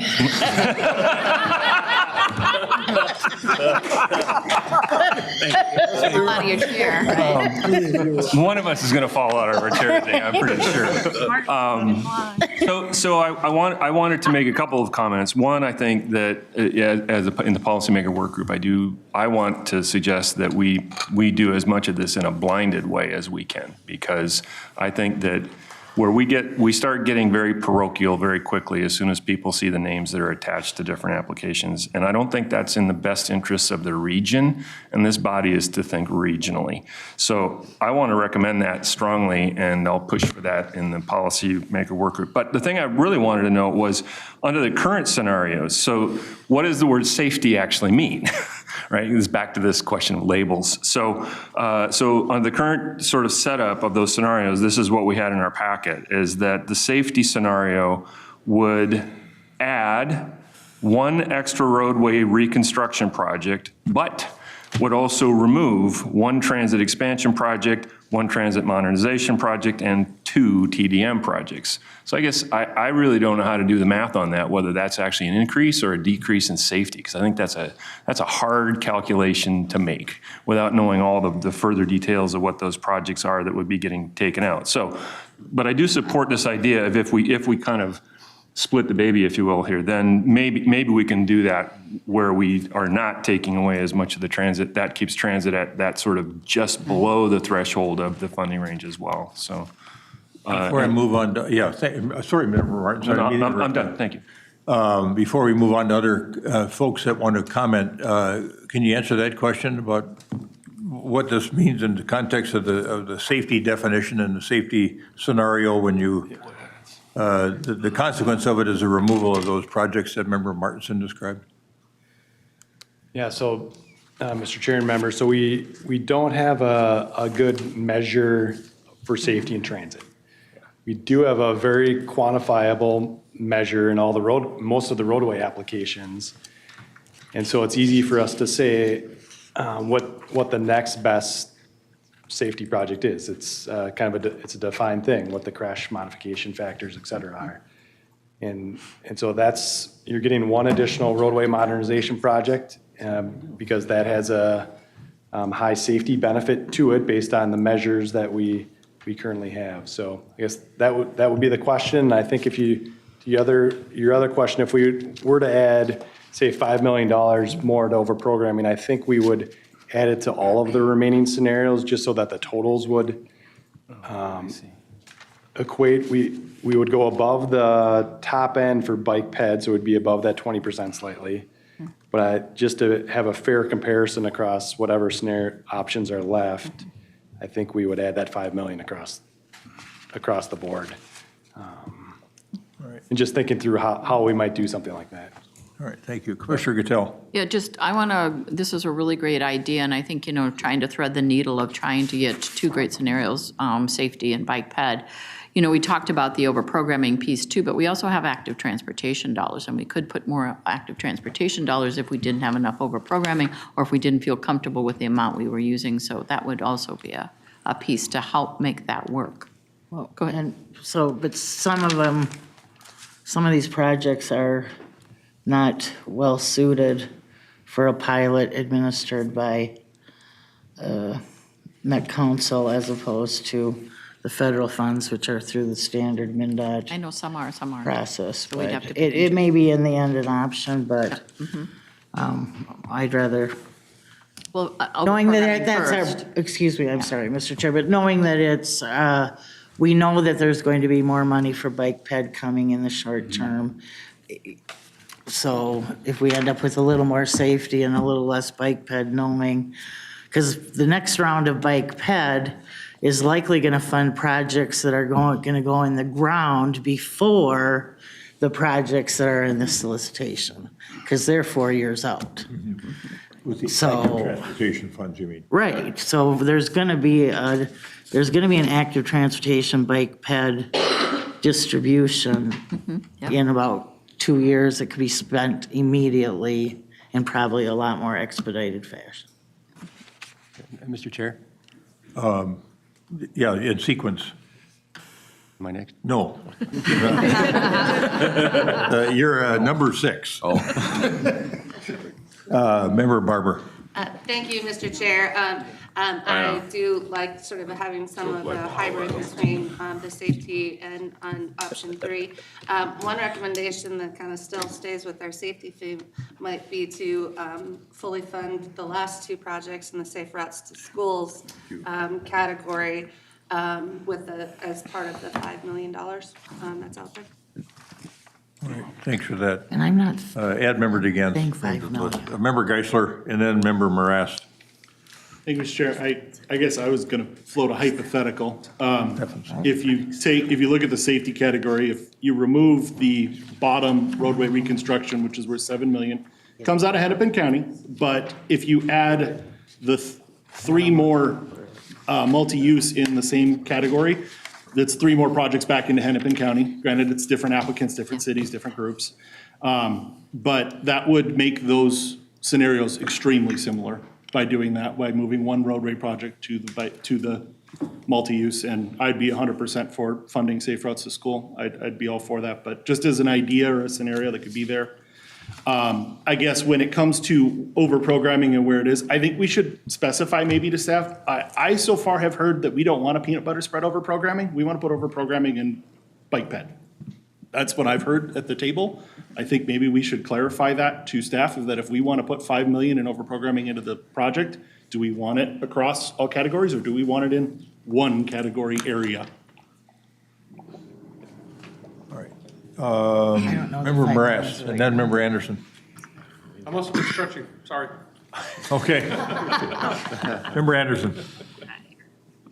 All the thoughtful work in mathematics and statistics notwithstanding, I think over the course of time since I've been here, we've done a lot of our best work and had the most highest number of votes in favor of staying close to the midpoint. And we've also really not talked a lot about regional balance in all this. And there is some give and take that goes beyond just the numbers. We've had times when a part of the region hasn't had any projects, and we've done a little trading off to make sure that everybody is getting something anyway. Maybe let's keep that in mind as well. Thank you. Member Chaudhary. Thank you, Mr. Chair. Would you pull that microphone close, Yeah. please? Thank you, Mr. Chair. I guess as a newer member to the body that's trying to take in all this regional solicitation work and just kind of get seasoned in it over time, one of the things that I guess I'm struggling with at the table in terms of looking at the projects that are scored is going back to what we got in the TAC action transmittal is a lack of differentiation between categories. And I feel like I appreciate this discussion about us kind of determining a scenario that will work, but I think I'm interested also in kind of figuring out if there's modifications that we want to recommend to help us create some differentiation to make some decisions here. I'm particularly interested in understanding a little bit more about the safety scenario and how it reflects projects that, like, does it reflect projects that scored highest in safety within the category? And then what's the rationale for from taking funding from roadway reconstruction versus roadway capacity? And just kind of thinking like, if Safe Routes to School is like a clear way to getting more safety projects funded, like how did we get to a place where those weren't projects that ended up being recommended within that scenario? And I have some other follow-ups, but I'm listening to the discussion around how this has looked altogether. Yeah, Mr. Chair and members, so good questions that you asked. So this, could you rearrange within a mode, I think one was your first question, to different projects to go up or down in roadways, for instance? And the answer is yes, that could be done today, or a motion could be made next month, would probably be even better. To realign, if you want to realign the money, say within bike ped or within roadways. So that's up to TAB's discretion, and someone could make a motion or amend a motion next month to shift money for specific projects. So that was your first question. The second one was on safety. And so are we funding the top safety projects in each category? And the answer is yes. So again, we don't have it in transit, but we do have a safety-related one in the bike ped, and we do have clear safety measures in roadways, and we are funding the top projects. In many cases, the top several projects in each of the categories for safety. Did I get them all, or is there more? No, that was helpful. Okay. I mean, and I guess this is more general too, like. Member Chowdhury, we're getting a lot of noise from outside here, so if you could keep that close to you, that would be helpful. Right here, how's that there? It's red. I don't think it's on. Great, is it on? Yeah, I don't even know if it's I don't on. think it's on. It's red. I don't even know how to turn it on. That's just how it looks on. I see. No. There you There you go. go. For a second. Do I have to, hello? In the middle. Just, okay, maybe come back to me. You can turn Do you want to switch? Oh, there we go. Just go like this. Oh, we're getting serious now. Maybe just for a little bit of like general understanding, maybe there was a discussion within the TAC committee or Met Council staff has an opinion, like what are kind of some of the factors that led to a lack of differentiations between categories just from a technical standpoint? Yeah, sure. Thank you, Mr. Chair and members. So a good question. You could have made them a little bit different. I think the rules and the modal funding ranges of which TAB approved in the application bound us to have scenarios that were closer together. There could have been more differentiation, but even within that, I would say you could have done a few projects here or there shifted within a mode. And I think that's an option for this body to take.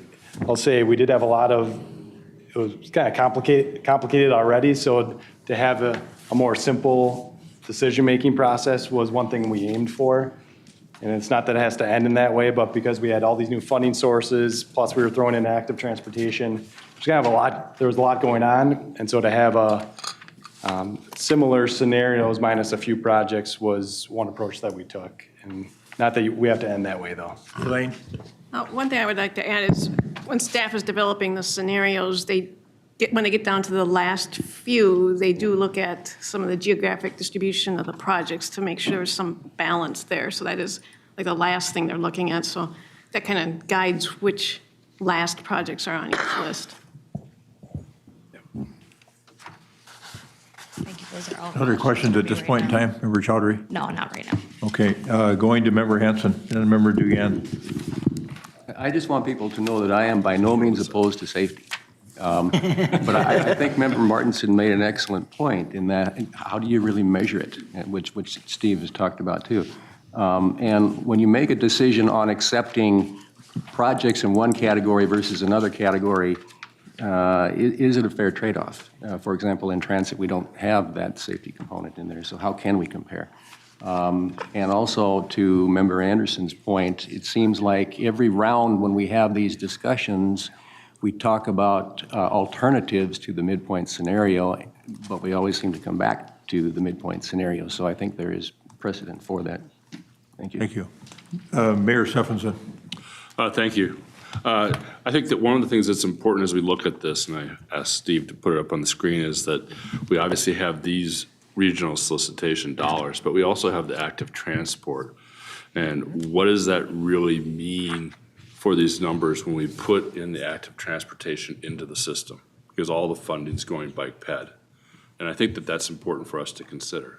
It's what the process is supposed to be. But as we look at safety, we've talked about safety repeatedly at these meetings. And I think that if I recall right, we were talking about that safety was the most important thing that this body has to address.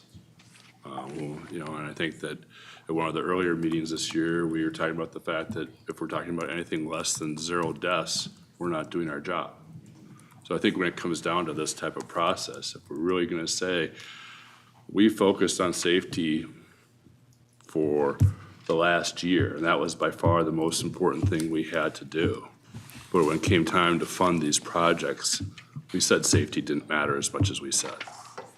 So I think that that's really what we have to look at. We talked about safety being the most important thing. For this body, we should follow through on that. If we're not going to follow through on it, then maybe it's not that important.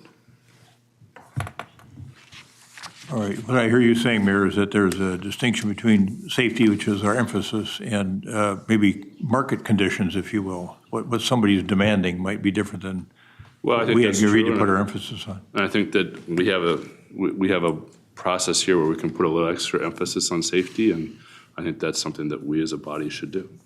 Okay, thank you. Member DeGan.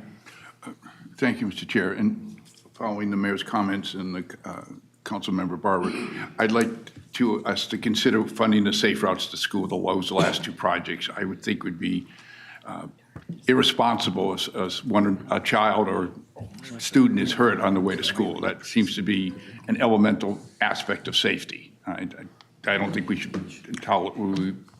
I would blame us if something happened and we didn't fund. Secondly, a question for Mr. Peterson. What is the approximate amount of the active transportation dollars in 2026? Because I know it's building.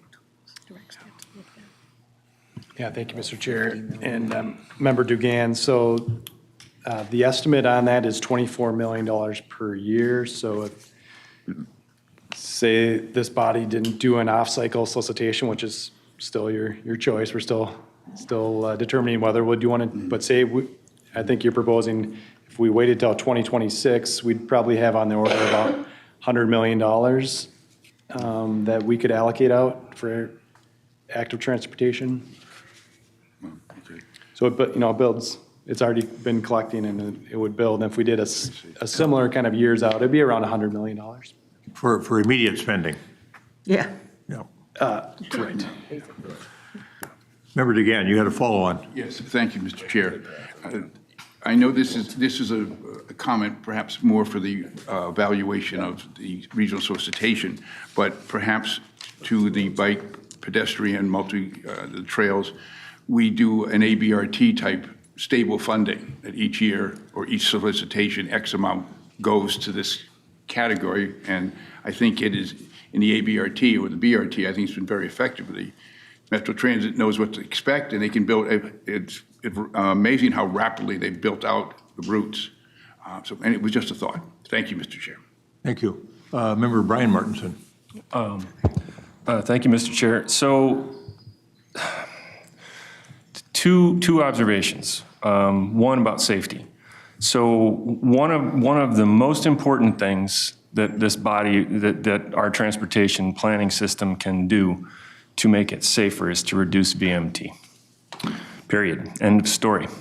Reduce VMT, and you increase the safety of the system.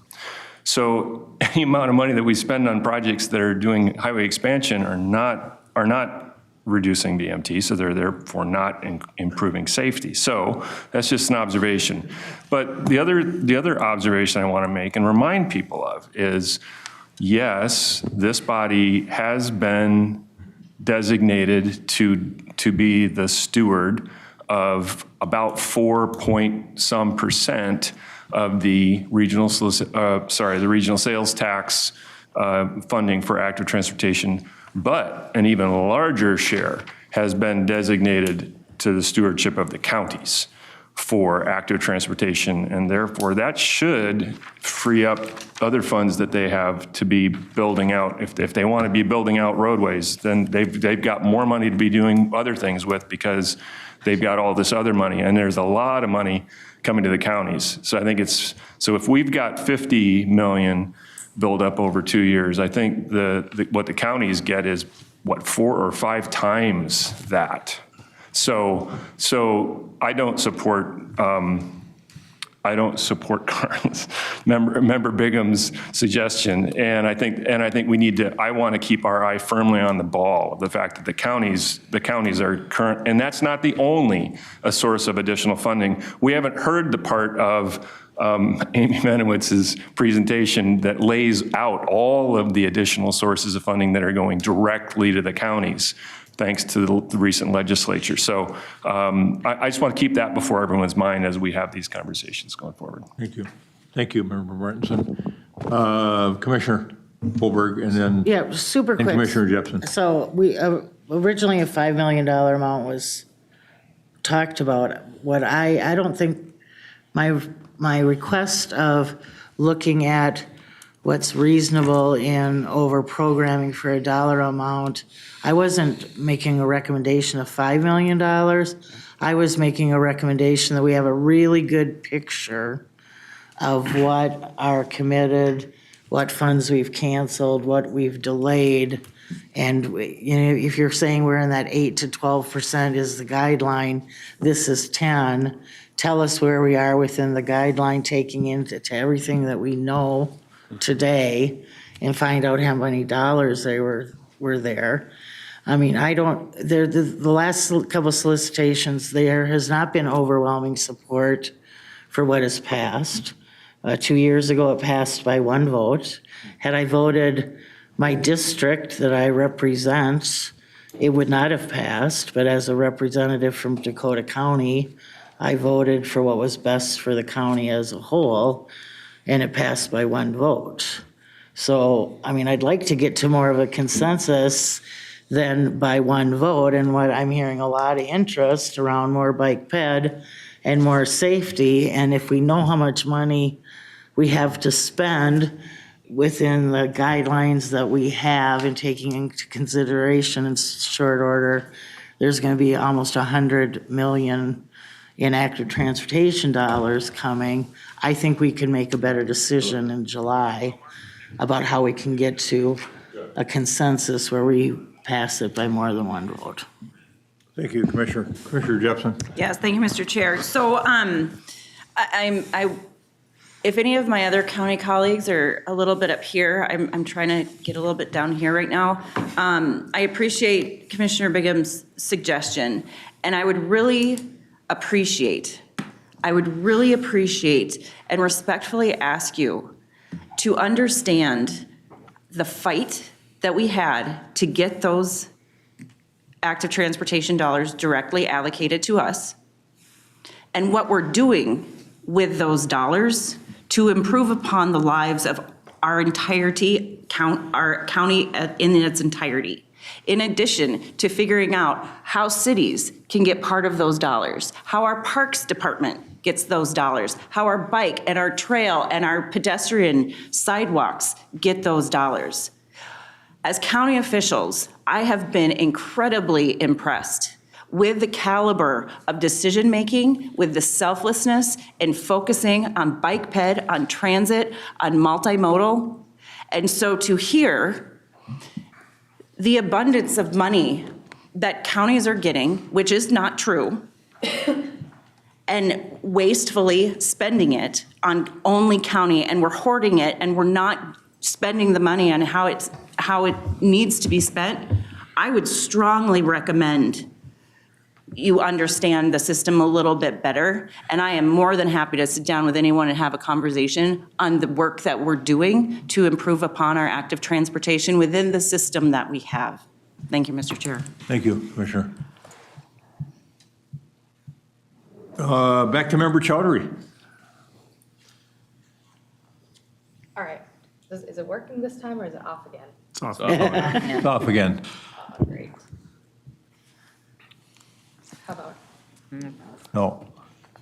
There it is. There we go. Okay, thank you, Mr. Chair. I just kind of wanted to share one of my thoughts around our discussion with active transportation funding. For me, the way that I'm considering this is understanding that active transportation in a way is separate from our regional solicitation. And we have a recommendation around modal funding on bike ped that we should fund within a range. And so a part of it is like kind of having separate considerations that active transportation is an existing bucket for bike ped and it's not something that supplants regional solicitation. And so like the question, I guess, like more of a rhetorical question is like, if we didn't have this active transportation funding and we like took it separate from regional solicitation, is that reflective of our goals, just looking at regional solicitation funding for achieving the amount of bike ped that we want to get in the region? And then also considering if we went further down, multi-use trails, and even, I believe the last one on safe routes to schools are in hills, like, is there an argument there for offering more bike ped opportunities for other parts of the region outside of the cities? Like, I think that's something to consider, and also a way of me creating an opportunity for differentiation as we're getting to make a decision. And then I'll also offer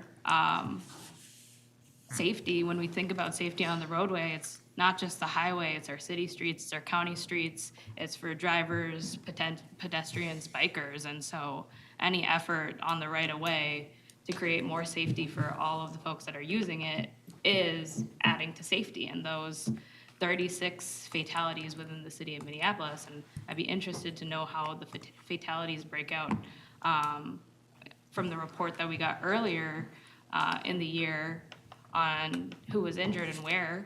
I just wanted to note, like, I think our conversations around bike ped, transit, like that is also a part of a safety scenario. Maybe our scoring, the way that it was set up or the way that we're looking at it doesn't allow for that differentiation. This is kind of me kind of putting that opportunity to differentiate and offer that. And then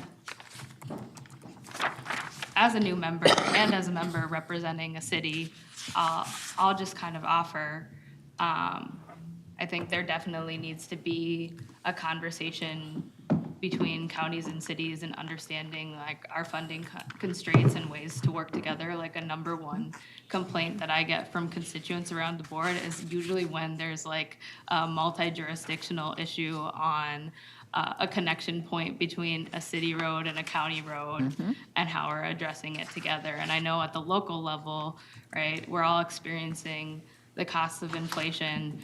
When we're doing our local projects or are a part of another project, there's a local match that needs to be given on top of all the other work and policy goals that we need to set forward. And so cities just kind of stirring the pot along with Member Bigham. Cities need to have some authority in asking for funding and being able to disseminate it out. And that partnership between the county and city, I think, is one that needs to be grown and is showing up here at the regional solicitation table. So kind of lending some fresh eyes at this table. I know a lot of folks have been on the tab for a while. So thanks for hearing me out. The TAB, I'll just say this, the TAB is a statutorily created body that has a defined form of membership. Understood. I know Yeah, that. so to the notion or the idea that Commissioner Bingham was advancing, it doesn't match up with the statutory composition. But she's consistent. And this is the same position she took when we talked about the form of governance for the Met Council. That not only is she using it here, but they'd like to have counties run the Met Council as well. So anyway, and that's her view of the world. Excellent advocate. So, yeah, so I think commissioners, or some of our members are departing understanding that we're not voting today. I think that the staff would have probably appreciated a little bit of direction. I think Member Marino and Member Johnson too. We'll try to wrap it here. And Member Marino, go ahead. Yeah, thank you, Mr. Chair. Just kind of speaking a little bit like, with the role of the counties. And, I'm glad to hear, what Member Jepson said about like, the counties are taking a good step and really wanting to do stuff with this active transportation money. And I think that's good. I just also want to bring up the fact that we are kind of like, when you're thinking about bike ped and other types of investments like that, we are working from a deficit of decades of investment. Where, especially when we're thinking about protected infrastructure, instead of just putting a little bit of paint on a road and expecting people to feel safe in that little space there. There's a study that came out from Portland State University where they did a national survey of the 50 largest metros, and there was, a small percentage of people who were like, I don't care, I'm gonna ride my bike wherever, whenever, I'm gonna do it, I'm gonna find a way. 51% of people were interested but concerned, mainly due to safety. And then 37% are just like, you're not getting me on a bike. No way, no how, it's not happening, that's for you. And bringing up what Member Martinson said about really just the mode safety really influencing or the different modes that people are choosing and reducing VMT really being a big impact on safety. When somebody is riding a bike, they are less likely to be killed. And if we are wanting to influence safety and have less people on the roads, we need to be able to find ways to get those 51% of people who are interested but concerned. Another thing I wanted to bring up too, regarding like fundings and like opening up funds, is another thing that did happen last year was the counties are no longer responsible for paying for transitway operations and maintenance funding. That's a big portion of funds for the counties that have transitways in their district, and that is another source of income that could be used for active transportation, or it could also be used for roads or other priorities that can come up there. So yeah, I just wanted us to think about like, in this conversation today, like when we thinking about safety, like that mode shift, that reducing VMT is so important, and making people feel comfortable and empowered to make the decision to use other modes is very important. Thank you. All right, Member Johnson, and then we're going to give Commissioner Bingham the last word. Thank you, Mr. Chair. I just wanted to bring it back to the active transportation funds and just some of the discussions we've been having at the work group that's been going on for multiple months now. One common theme that comes up is that this money is new. So when applicants were putting in for the regional solicitation, they had no concept that this money was going to be there. So that was one of the considerations we have, is that if you don't know what you're applying for, it's very challenging to scope it out. To Member Geisler's point, I mean, applicants are definitely looking at how do I score well in these particular categories? Do I apply at all? And so that's a consideration I just want to put out there. The other big one that I did want to highlight is that the active transportation dollars from the sales tax do have, very different requirements, less requirements, in fact, than the federal money. And so one consideration we've been bringing back and talking about, no decisions being made for recommendations bringing to here, is just how transformative the money possibly could be. And so I just want to bring it back to this money is, I want to say special is probably the word I would use for it, including the county money money too. I think that's also another category of how can it be used, doesn't have to follow the federal guidelines, in those ways. So I think that's something that this group is going to have to continue talking about.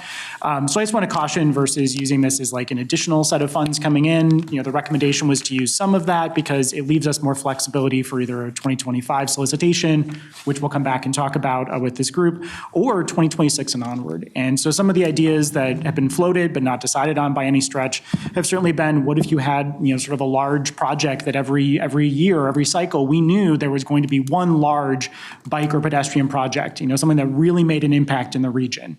That's more like the set aside for an ABRT, to Member Dugan's comment. Some of the other conversations have been, what if you really did an emphasis on quick build? We said, this is really important. We want to get safety, elements that are out there on the streets right away.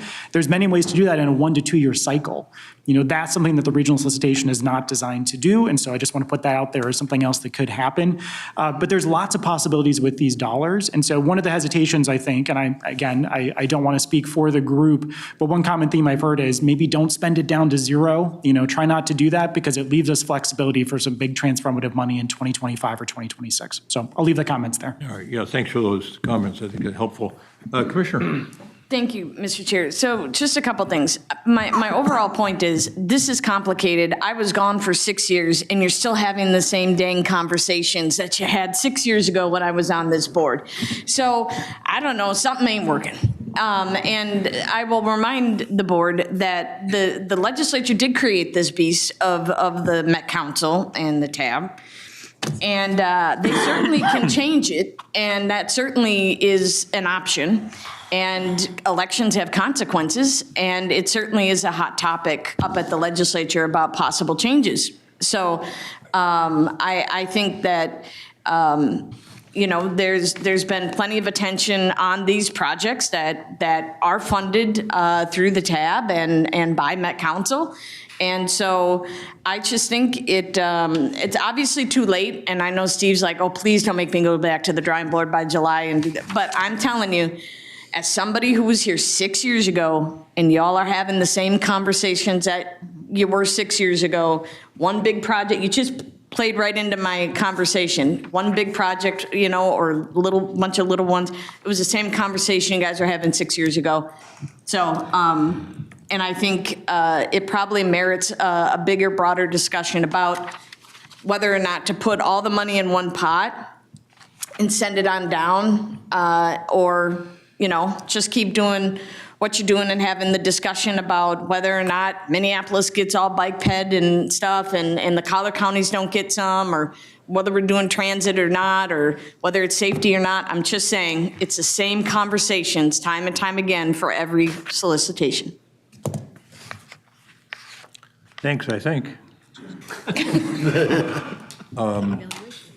So, yeah, I think, I don't disagree with that comment, but I think these conversations are critical. Yes. To be able to make a well-informed, well-reasoned decision.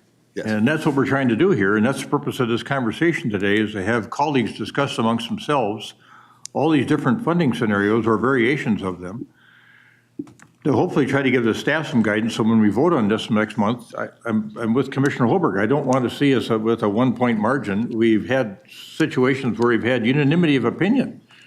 I think the first time Member Geisler, Member Schember and I were involved in the decision-making where everybody stood up and applauded when we got done because everybody in the place voted for the same funding scenario. And I hope we can get closer to that than the 1-point margin. In our society today, who knows? But that's what my goal would be, is to try to get a strong majority opinion on what we're going to do. Steve, you didn't answer the commissioner's question about what do you think, and I think this was what she was asking was, I don't want to put words in her mouth, but what do we have, do you think, reasonably for over-programming or amount? Yeah, I'll answer the question then too. I can kind of wrap up what I think is kind of the summary of today, but I think it's going to be difficult for us to land on a number of what they're, even from a technical perspective.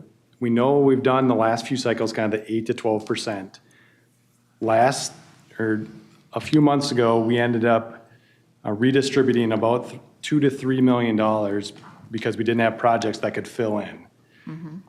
Part of that was because we got so much money from IIJA. So now we're distributing money beyond the federal bill, not knowing what's coming from a revenue perspective, whether we'll get a new bill out in 28, 29, or we've kind of held the revenues flat almost with this money, with what they are. So it's a little bit of a guess. Redistributing $2 to $3 million because we didn't have enough over-programmed is probably okay, because it went to projects. We've had high construction inflation. You don't want too much, but so I think we've been around what's probably right, give or take. And we do have a few, I would say, risky projects sitting out there that you've extended that may or may not go on time. So that's why going a little bit higher towards that 12%, I think would be okay to do, just because we do have some risky projects in the future, not to mention what they are, but we need more money that's going to backfill in any potential kind of projects. I mean, that's good to know. I think we're all cautious here and want to make sure we do some over-programming, but are careful about how we do it. So I think that's the commissioner's point. And what would happen, say, if you over-program by too much, we would ask for, and we've done this before, we ask for volunteers of project sponsors who want to delay their project voluntarily. And we always get volunteers to do that. Okay. And that's okay to do too. We've never had to kind of force people to go backwards, and with their reimbursement, it's usually we get volunteers to shift back a year. So were you going to, what you got out of it, the conversation today, would you want to share that? So- Yeah, if I were to look at these three scenarios, I didn't hear a lot of support for scenario for the option one. Most of the conversation today was the safety option or the bike ped option, or some iteration or melding of the two. So just from what I'm hearing today, that's maybe what I would take as where we're going. I did write down an interest in doing some more over programming. I'm not sure I got clear direction on where to put that, whether it's $5 million or a different amount. We could think of it's tough to do on the fly at the next TAB meeting. So I just wonder if staff should take a comparable amount around that 5 million and give you some options as to where that could go. Because I think it's gonna be really difficult in July for you to take that and do the math with this body during the course of the meeting. Well, although not every member opined on that, I think that Member Barber's suggestion about emphasis on safety and safe routes to school was probably generally accepted. Okay, yep, that would be two projects for $2 million, so that would be only a portion of that. But I heard that from at least two people I wrote down, Elaine? Those could be active transportation dollars too. Yeah, could be. Commissioner? Well, the safe routes to schools could be active transportation dollars too. I mean, I'd like to see maybe a 5 million and an 8 million run, or a 5 and a $10 million. I mean, okay. Let's look at a couple of you know, scenarios. I think there's a lot of consensus around 5 million as everybody being comfortable. What's a stretch, and what does that do? And Yeah, you suggested that early on. I forgot about that. So yeah, let's do that too. Elaine, what were you going to say? I was going to mention that getting some direction to the staff, this helps turn around in the next couple days to get the materials out to funding and programming, who are meeting next Thursday. And they will be taking a vote and putting some recommendations based on those scenarios. So it's not necessarily just waiting for TAB next month, it's funding and programming next week. I think, Mr. Chair, we would ask them specifically on the level of over-programming that they think is appropriate. That would be another good technical input, I believe, to say, what do you think about this versus that versus where we are right now? Well, and Mr. Chair, they may cough up some news about status of projects that may or may not still be on the drawing board, or got not where funded they by need to be. another source. Okay. Member Geisler. I was going to ask, I think a good thing from funding a program to hear from is, do we think there are projects that are going to have to back out because of inflationary cost pressures as well? Because that's another topic we talked quite a bit about. And if they have to go cough up more money, if they have to pull back or pull out or ask for an extension, that's another pretty significant risk that I think funding and programming could weigh in for us that may warrant over programming. Member Barber, and then we'll wrap. Very good. Thank you, Mr. Chair. Thank you, everyone, for this conversation. I'm going to respectfully disagree with Commissioner Bigham. I think that we've actually had to change the conversations and how we're directing things.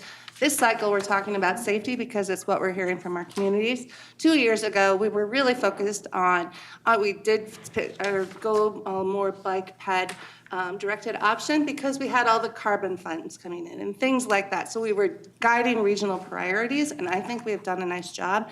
I work with many of you on our different work groups, whether it's in the TPP work group, regional solicitation work group, or whatever I drag you all into. And I can tell that the conversations have continually been evolving. And I think that the really sort of diverse nature of our residents, of our communities is really being shown in the work that we're doing and including the discussion we had today. Thank you. Meeting at 3. Okay, so I don't know if anybody else is under the same pressure I'm in, but I got to be out of here at 2:30 because I got a meeting at 3. So you got enough to work with? I do. All right, yeah. Very efficient. You want us to talk some more? All right, okay, no, I'm not going to let you leave the podium yet. Give us a quick HSIP update, and then we'll get Cole up here for his quick update. Yeah, this will be quick. So a Highway Safety Improvement Program is a program, and we have about $31 million available. That's money that comes through the state, and actually Minnesota is one of the few states, if maybe the only state in the whole nation that gives some of that money down to the local partners. And so we have a competitive solicitation. So if you look on the agenda, just in the past 24 hours, we did put the recommended list. This is 22 projects, so take a look at that. You'll be asked to vote on it next month. All right, thank you for that. All right, Cole? Cole Henniker, quick TPP update. You know which one is it? I bet it's. Do you know which one it is, Celine? Must be that one up there. Number 2 or? Number 4. Oh, 4. 4, okay. Should know by the cover. I'm gonna skip through a little bit of this today. I'm Cole Henniker, Multimodal Planning Manager, and I'm the TPP Project Manager. Just to be respectful of your all's time, I'm gonna skip through some of the context that you've all seen many times. A quick hit on the schedule, though. We have distributed the majority of the draft 2050 TPP to TAC planning as of last week.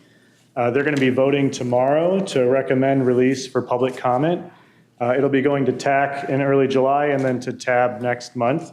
And I did want to just note, we are going to send you all a note after TAC planning's meeting just to let you know what the action was, and then you'll have access to all of the draft content that's on TAC Planning's agenda. So if you wanted to kind of preview it ahead of TAB meeting next month and ask any questions offline, welcome to do that. The actual materials are thorough. There's, I think, about 500 plus pages of content.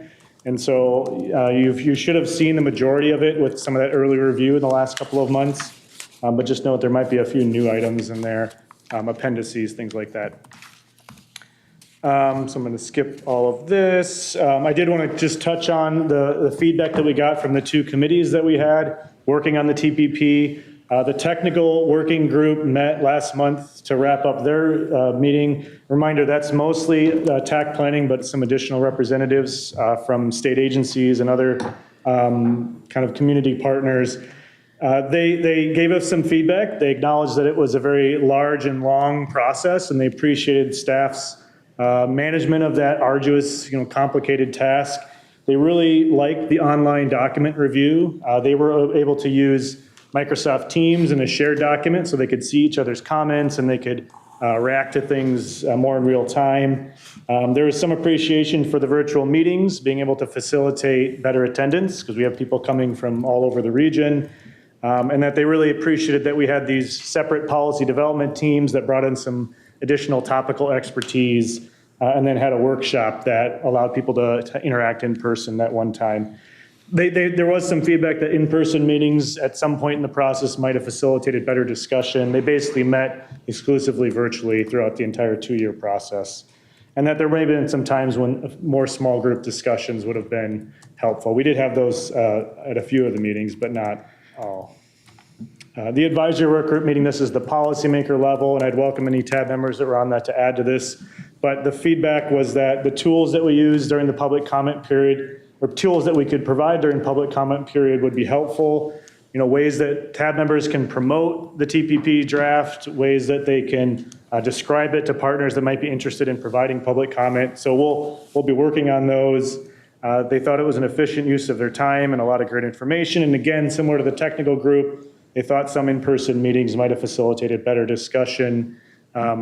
Similar to what you see at this meeting, TAB, I think when it was virtual, you may not have seen this robust of a discussion.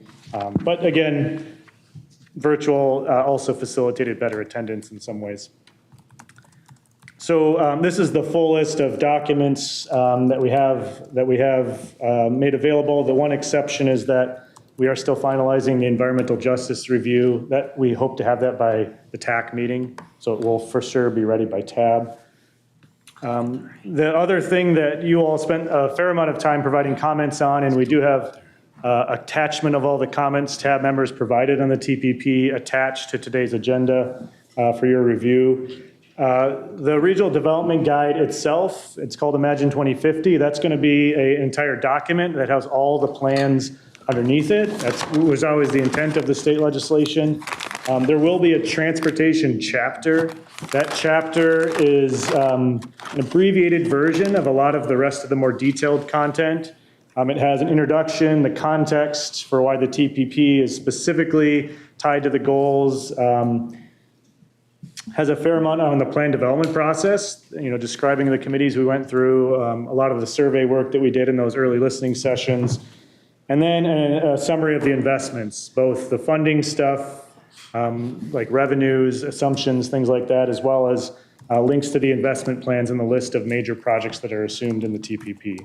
So that is, I would say, it's about 70 pages. That might be an area for, as policymakers, to focus on making sure you're comfortable with that content, because it really is somewhat of a, I don't want to say executive summary, because it's still 70 pages, but it's more of a summary level document on the overall TPP. We did make a few tweaks to the objectives. I don't want to spend a lot of time on this just to be respectful of your time, but a lot of these were to try to clarify language in response to some of the feedback we heard from both TAB and Met Council members. We got some responses that there was some confusion around some of the wording we were using. And so providing this more as an FYI for you, the one maybe exception to that is the last one there on natural systems. We had previously had an objective that said that people who use the transportation system limit their impacts on natural systems. And based on our conversations with other council plan writers, like the Water Resources Plan, the Parks Plan, we thought it was better to focus broader than just limiting your impact and talking about protecting, restoring, and enhancing. So we think it's both consistent with the council-wide approach as well as just a more holistic approach to natural resources. Not just limiting our impact, but actually improving where we can. One other thing I wanted to note for policies and actions, this is a dedicated chapter as well. We did make some changes. This was largely in response to technical feedback that we had too many actions. There was 190 actions. And it was hard to tease out priorities within that. And so while there are priorities in there, I think the direction is that they're different in terms of what product or process you're looking at.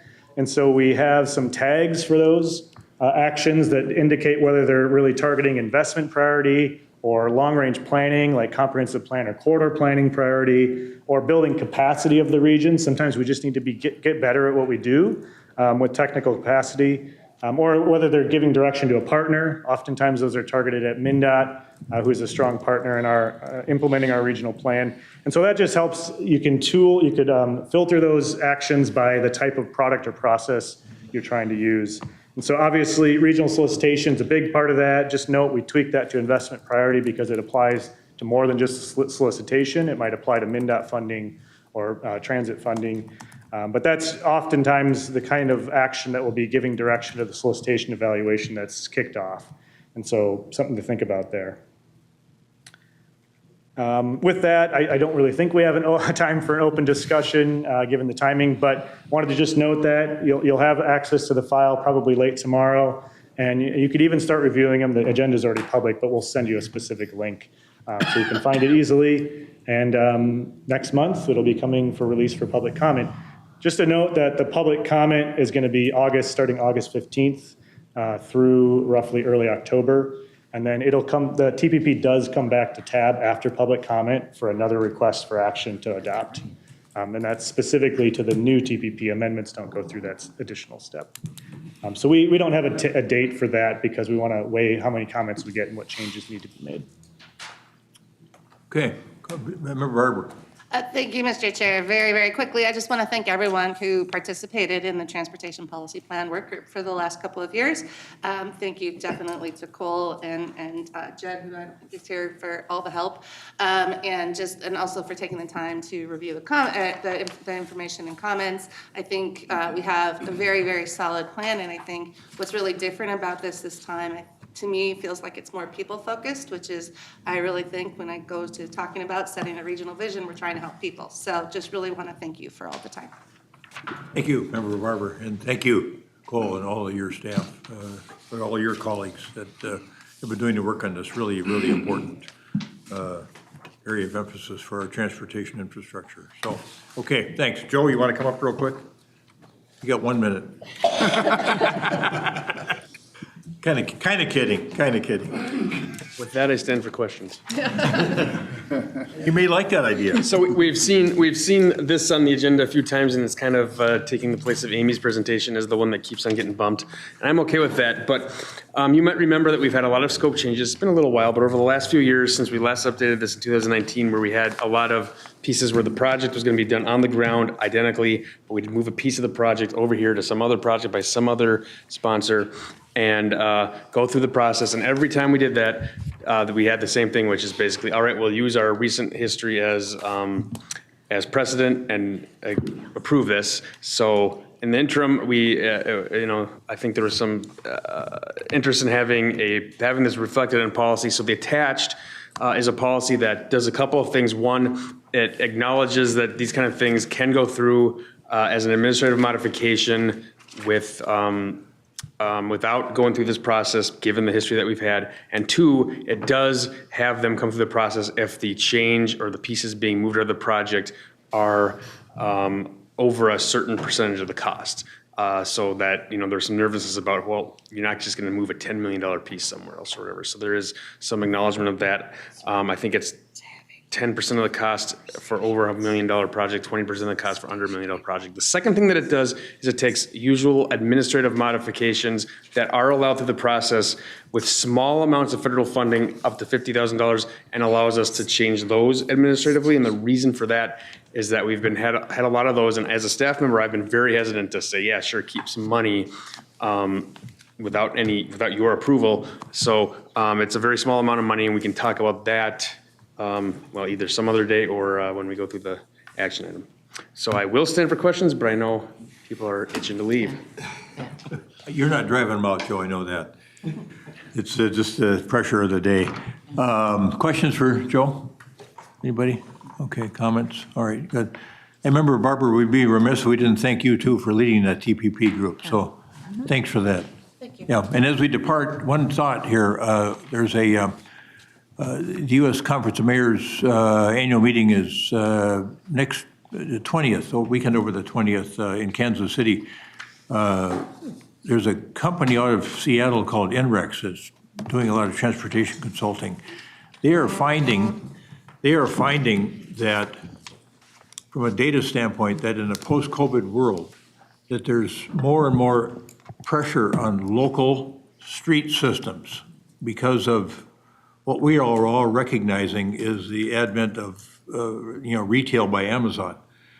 And so where it was all predictable before COVID in terms of how the regional systems got used, how state systems got used, it's gone topsy-turvy now, and we're going to have to start thinking about, probably in this next solicitation, about how we're going to make sure that we maintain our local infrastructure,